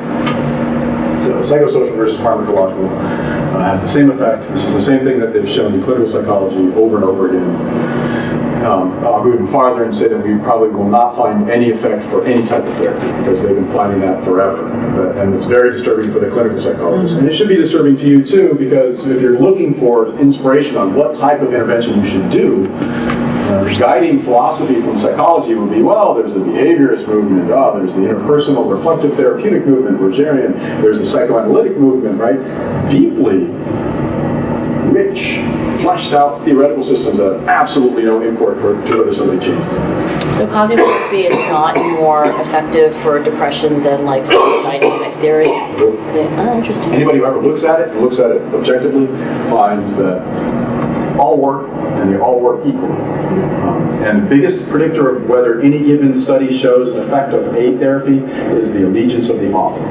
If they're a CBT person, they will only report studies where CBT excels. If they're a psychoanalytic person, they will only report data where the psychoanalytic function excels. Is this corrected for publication bias? It's corrected. I've looked for it. And I'm not going to endorse this to say that it's not there. Using the typical meta-analytic tools we have, trim and fill, all that stuff, it's not there. There's a signaling, and it's not biased. There are funny outliers. The folks who don't know the difference between a standard error and a standard deviation in computing effect sizes. Way off, but they're usually very small studies. So I don't see bias in that way. I've done all the analyses that should be there. I'm not going to sit here and tell you that these studies are not biased, because they could be. But you didn't scour for the non-published studies, I assume, because that would take forever. We're going to do that next, but it's also not going to be a big part of the data. How many people did a dissertation where they actually did a clinical intervention? Yeah, that's true. That's going to be published if it's going to be at all. And you wouldn't, as an advisor, you would never have your student do that because it's just too hard. It's too hard. In fact, in the field, there'd be a lot more in economics published. My guess is, but not in clinical psychology. Excuse me, you divided the studies between experimental and non-experimental at the beginning. So are these ones not necessarily experimental? None of this is experimental in the sense that I'm not breaking it up by experimental versus control. These are all pre-post estimates for all this different categories. And part of the problem is you only have 28 to 30 true experiments. Right. So you don't have some of these categories. And that's not going to change, unfortunately. But I predict when we break it out by the other categories, we'll find the same thing. Okay, so that's the data. Do you want me to talk? I can show you. So the one idea that still plagues me is the idea you kind of were talking about. What would happen to a control group if they didn't get therapy? And I could not, can't find any study that has that. But what you do have, actually, are a lot of observational studies where people have confessed to whether they're seeing a therapist or whether they're taking medications. So, for example, you can go to the health and retirement study and parse the sample by whether they've seen a therapist or not. And then you can look at to see whether they're depressed or not. And you can find a group of people who were depressed in 2006 and were not depressed in 2010 and ask the question, what do they look like in terms of change? And they're kind of the ultimate control group in the sense that at least upon their own admission, they haven't received treatment and yet they've recovered from something like depression. And so I did that. I'll get to that.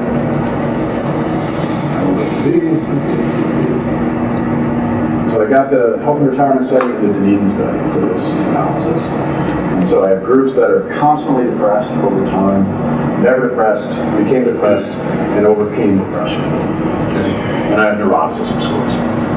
These are, one's a 4-year longitudinal study, the other one's an 8-year longitudinal study. One is a study of people in midlife and late midlife, and another is a study of young people. and lots of people. So these are the people who are not depressed. So it's depression, depressed. These are continuously depressed people and their neuroticism scores. These are continuously not depressed people and their neuroticism scores. So standard deviation difference between these two groups. So how correlated is neuroticism with depression? Pardon? How correlated? 0.5. So there are huge selection effects. It's not, depression is not randomly distributed to the population. And neuroticism is probably one of your best ways of predicting it. These are the people who became depressed. These are the people who resolved the depression. And this is the HRS study. And the D-score for this control group is about 0.37. We do the same thing in the Dunedin study, slightly different findings, but this is your group that was depressed and then came down, and the D-score there is 0.27. So if you remember the control group in the clinical intervention studies, the D for naturally resolving change is about 0.3, and the average for this is about 0.3. Is this for the group who did not? So is this the comparison between receiving therapy and not? These are people who did not receive therapy at all. Okay, so it's just the naturalistic Control group, basically. Because I wasn't satisfied with the data, because these questions were plaguing me. So I'm not sure whether I'm going to include this in the paper or not. I like to know it's there. So this is all conditional on no therapy, just to be clear. Right. Okay. So these people spontaneously said I did not. But part of your growth effect, all of your change in the other table was basically comparing people later and earlier. Right. Then you want to argue that this is going to allow you to subtract off from that original set of studies to give you a true causal effect. Well, no, that's where you're heading. Yeah. Well, I mean, so that would weaken the effect. I'm just trying to get the sense. How much would it weaken? If the amount of change in the cut it in half or something. Well, yeah, which is what happens with the experimental effect. Right. It pretty much cuts it in half. Because your other work is suggesting, like in these big 5 traits, that they have a natural life cycle evolution of their own. You need to subtract, right? Yeah, but those are subtract it off as a benchmark. So it's like overstated by an order by 2. Right. Roughly. Give you an effect size of like 0.2-ish. Yeah, 0.2. That's the structure. Just still. Well, I mean, no, because what we have to do is we have to go back to our data and extract those who are being treated for depression and look at neuroticism.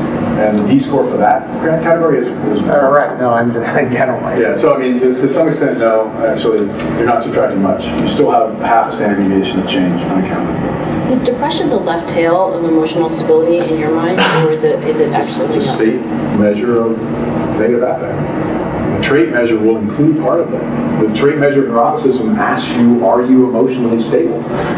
By definition, if you're depressed, you're not. Right? So if you experience lots of depressions, you're going to say no to that question of emotional stable. It also asks you, are you sad? Are you anxious? Right. I mean, but those are the same questions you get in depression measures. Right, exactly. So that's why I'm wondering whether there's like, is it, does it make sense to talk about them separately, or are they so overlapping that you could say? If you believe in the state trait distinction, I would say yes.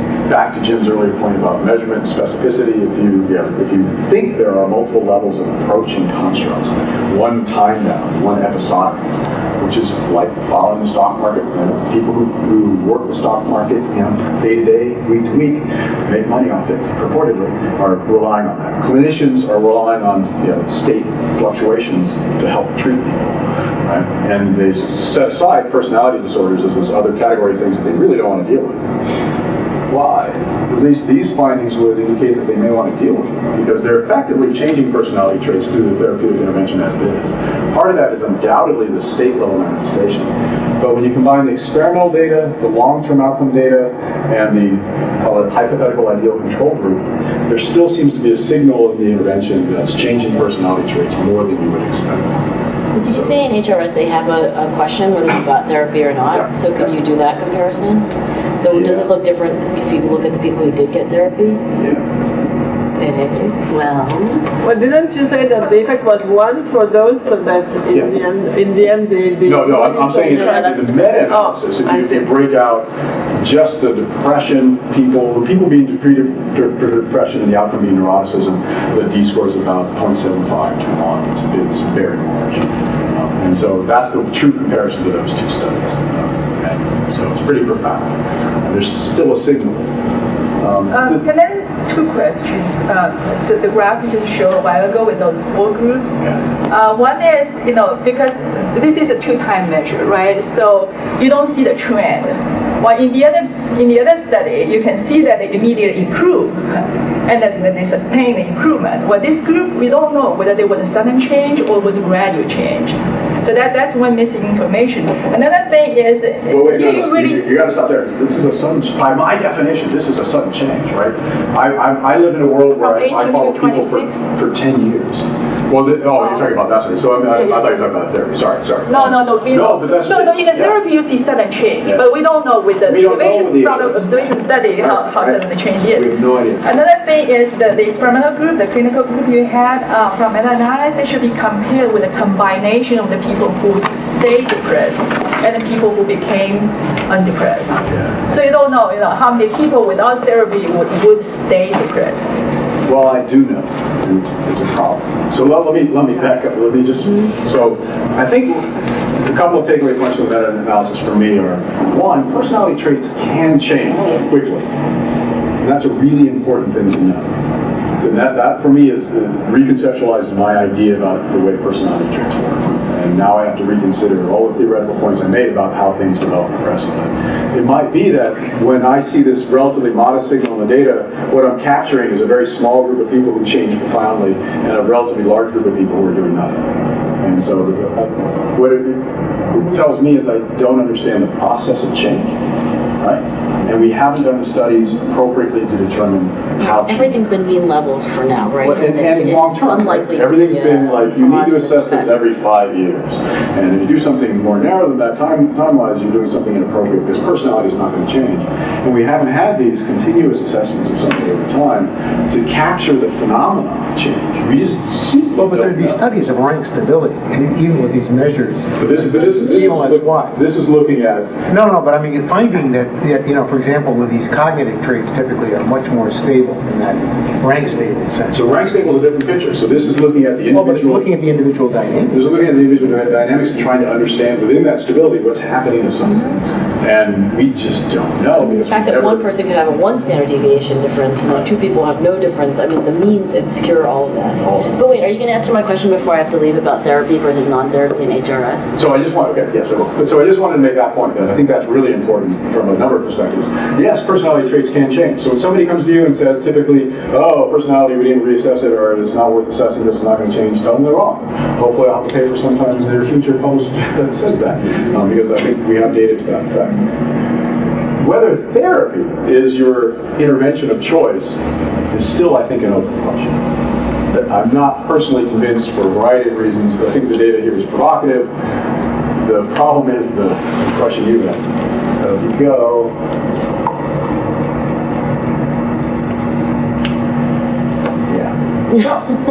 That's after the thanks slide. Yeah, this is the no thanks slide. So it was very difficult not to notice, right, that in the HRS and the Dunedin study, you can get data about therapy and taking medications. People tell you, yes, I've been seeing a therapist. Yes, I've been taking medications. And then you can ask a very simple empirical question. What does that predict in terms of progress and outcome, right? If these intervention studies are correct, somebody who's seeing a therapist should get better, right? Because therapy works, according to all these studies, right? Wrong. At least in the observational space, you get the opposite effect. And Jim can ridicule me because what we've done is we've used a propensity score design in the HRS data and the Dunedin data to equate our groups, the people who, because if you go back to that figure I showed you, people who don't receive therapy look different than people who do because they're depressed or not depressed, right? So, but if you find a group of people who look like the people who go into therapy, who are neurotic, who are depressed, and then track them over time, the folks who don't get therapy look fine. There's no change. People who get therapy or take medications get worse on measures of depression, neuroticism, and life satisfaction.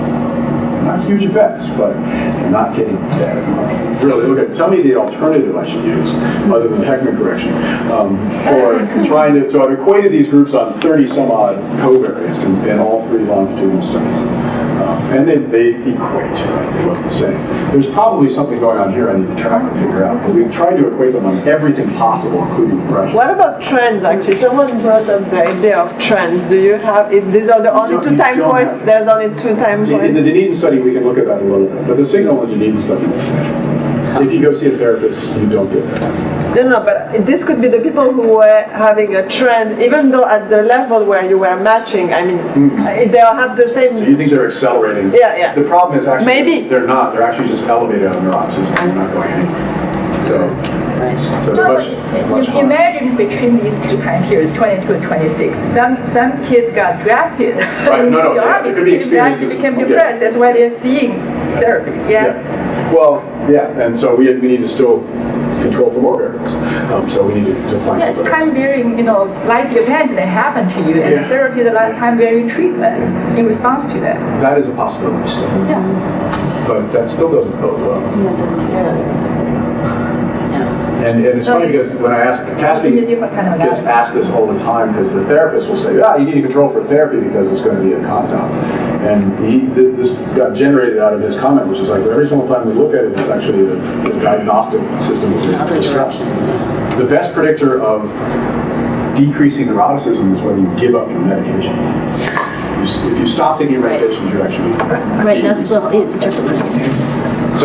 So yes, we're going to do that. So we're going to try to find more things out here. I've done everything I can to equate it across 2 studies. I would invite any comment. But just in terms of the question that was raised, though, if you look at other life events besides just going into therapy, and you find changes, somebody goes through a divorce, a child dies, or some, a spouse dies.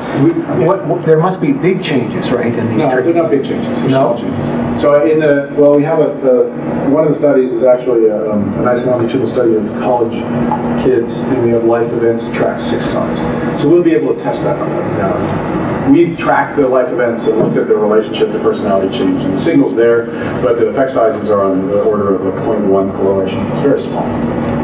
So you're not seeing profound effects from multiple life events being negative. You're seeing an effect, but not. Our effects are a little bit bigger than that, but we also have multiple teacher ratings, so I think our signal's better, and school-age children are easy.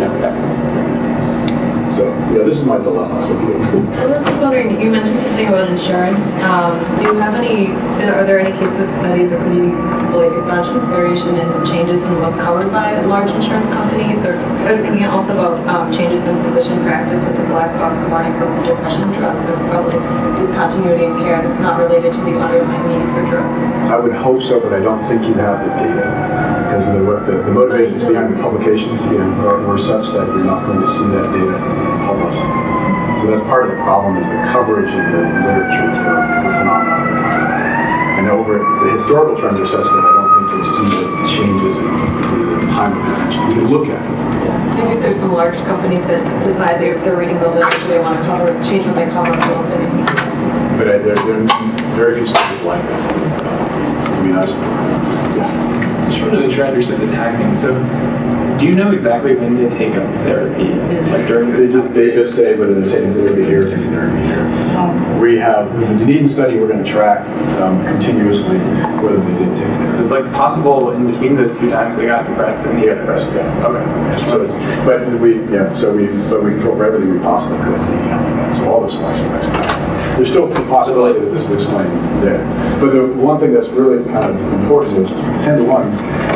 The best we can do is bend this line down flat, which is still rather contradictory to what I see in the clinical outcome literature. Because the second point there is you're currently taking therapy. It's not at some point in the past you did take therapy. It's retrospective. It's like in the last year, have you been seeing therapist? But it's rather recently. So therefore, if we think that you take therapy whenever you have a bump in the road, I'm not sure I'm so surprised with this finding. That's good.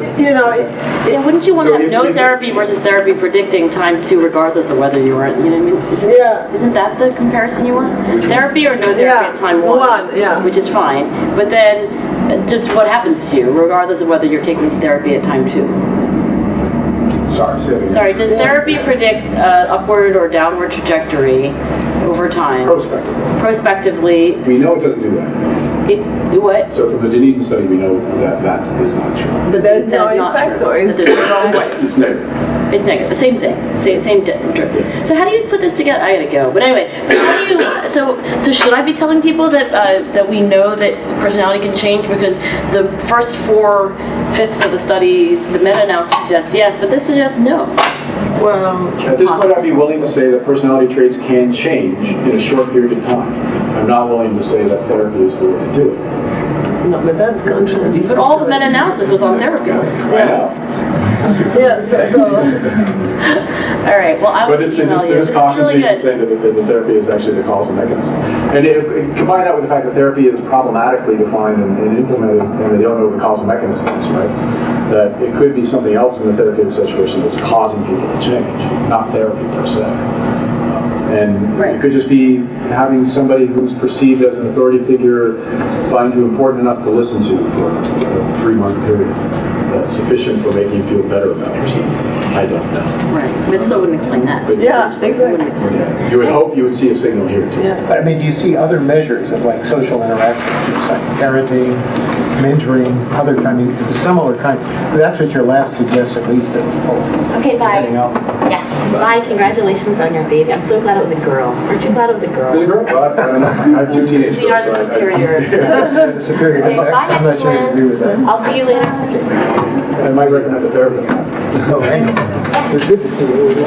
Yes. That's not working. I'm actually not get. You mentioned that the therapy is actually kind of taking antibiotics, for example. Yeah. Okay?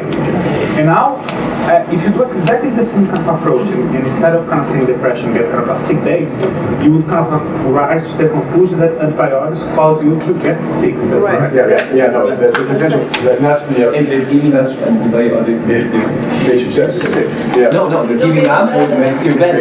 No, exactly. I mean, I don't think it's causal at all that giving up the meds makes you better. I think actually you're getting better than you give up the meds. But then the question is, why do you see the prospective correlations that are made? Taking medications predicts poor outcome downstream. And so that's without any controls. So in the observational space, all of the data looks negative. And I agree that there could be these kind of base rate phenomena. It's just basically a signal of distress. But that really does contradict what the therapist said, right? And there has to be some reconciliation between those two things. It could be, for instance, that people use therapy like the way they use antibiotics. They don't do a good job of it. So you have a bad day, you go see a therapist, you never go back. And you don't solve your problems, you don't solve your issues. And just like people not completing the antibiotic schedule, you might actually contribute to the phenomenon going forward. That's one distinct possibility. The other possibility, which actually haunts me, goes back to the sampling issue in the intervention studies, is that those studies don't include these people, right? So these are the people who drop out of those intervention studies. These are the people who aren't successful. So in an observational world, in a naturally occurring world, therapy may not be effective. No, I would disagree because in those studies, the baseline measure is very different from what you have here. Those baseline measures when people experience, say, depression, they experience a problem right before they are ready to see a therapist. If I can test I will be more convinced, but I want to see along the way during that 4-year period, you need to have measures of, psycho disorder or depression right before people seeing therapists. I don't think I'll be able to do that. I can do life events that happen continuously. I can do on one study when the therapy occurs and the dose. Yeah. Probably the dose too. We haven't got to that yet. But thank you very much because this has been haunted since we started. So, walking back. Okay, that's all I got. Any other questions? Well, just in terms of this question about other life events, you're saying are really trivial. I was just surprised. They're not huge in their effect, right? I mean, in terms of a D-score, it's a 0.2 D. Well, like a death of a spouse, something extreme. I understand small changes may not have much role. No, I mean, we do cumulative life events and particular life events. Yeah, particular life events. And to be honest with you, in that study, we actually did test the efficacy of psychotherapy. And that was one where we tracked life events, so a little bit better. So it kind of addresses what you did. We had time 1, time 2, time 3, time 4. Time 1 and 4 we had personality. Time 2 and 3 we had life events. If you saw a therapist during that period, and this is this college study student, you got worse. And it didn't matter whether you liked your experience or disliked it. So if you went to a therapist and you liked your experience, you got more neurotic. And that was a correlation of 0.12, 0.10, which is a D of about 0.2, 0.25 in the wrong direction, which is consistent with the other stuff. So another explanation, the meta-analysis gives us the upper bound of possible therapeutical effect. In an ideal setting. But if we take this seriously, then the possibility is that we're not implementing therapeutic interventions well in the real world, which is a distinct possibility. But I think selection could still explain a lot, because between the two periods, the person did feel bad, and so they went to a therapist, and so those who feel bad still feel bad afterwards. But if you'd be okay if I have long-term, if it continues, you'd be okay with that. So. Well, but you'd want a model of participation, I think. And we're trying our best in terms of the propensity score to create a model like that. So it's very economical. We're just like throwing every variable possible. No, but you want to look at like a sequence of dynamic events. No, but that's where her idea about insurance coverage could be really truly helpful, because if you could say that for some reason some people have therapy covered and some not, that would be a lot more credible. Potentially, as like an instrument, if you will, for therapy. People who have the shock. Some people have covered, some don't. You could even condition on that. Yeah. Something say on those people. Well, but maybe if you're very depressed, you're very careful that your insurance covers. Right? No, but if it's due to a life event or something, it depends on what the nature of the coverage is. If suddenly I lose it, if my employer plan changes, then that would be fine. Right. Or some government policy that's exogenous. Okay, so if I to which I can't adjust. This is good. So if I take your sentiment, I should not pay so much attention to the observational studies. I should stick with the meta-analysis. Well, I mean, more research is needed. But the meta-analysis is very tricky, it seems to me. A lot of it is this before and after change, right? And I think there's a sense in which your own work is really arguing towards very substantial changes. Okay, but it is controlled, isn't it controlled for the immediate effect? It is a true controlled study, yes or no? For the immediate effect. It's only for the long run. Yeah. Well, yeah. So, but for the immediate effect, there is this effect that the controls were actually not getting therapy. Right. So we know that in the short run it changed, but then it begs the question, is this a state change or a personality change? Because presumably we can only say it's personality if it persisted, but then for that it's only a difference, and then we're in trouble. I mean, and then I would go to studies like yours to say, hey, it looks like there are situations where personality traits can be changed to intervention over a long period of time, and they have long-term consequences. Yeah. But I don't think I'm going to be able to extract it from the meta-analysis here. What does the psychiatric literature say about these changes? I mean, I once read a book a few years ago. Somebody told me to see his by psychiatrist. It had no data, but he was very negative about this was psychoanalysis, like Freudian psychoanalysis. This was like written in the late '60s, early '70s. And he was claiming, well, many of these patients, they went there for years, they had no effects. But you're suggesting much stronger effects than what, I haven't read the literature. But no, I mean, I'm sympathetic to his argument in some ways. I'm doing nothing more than documenting what is known in the clinical literature for the typical clinical outcomes for personality trait outcomes. So if you look at the clinical literature, they will report the effectiveness of therapy. And they've got data like this showing the effectiveness of therapy on outcome measures like depression. So he's wrong from that perspective, that there's lots of data to counter the argument. Then the question becomes whether you trust the data. And there are reasons why you might not trust the data. Right, the selective reporting of studies.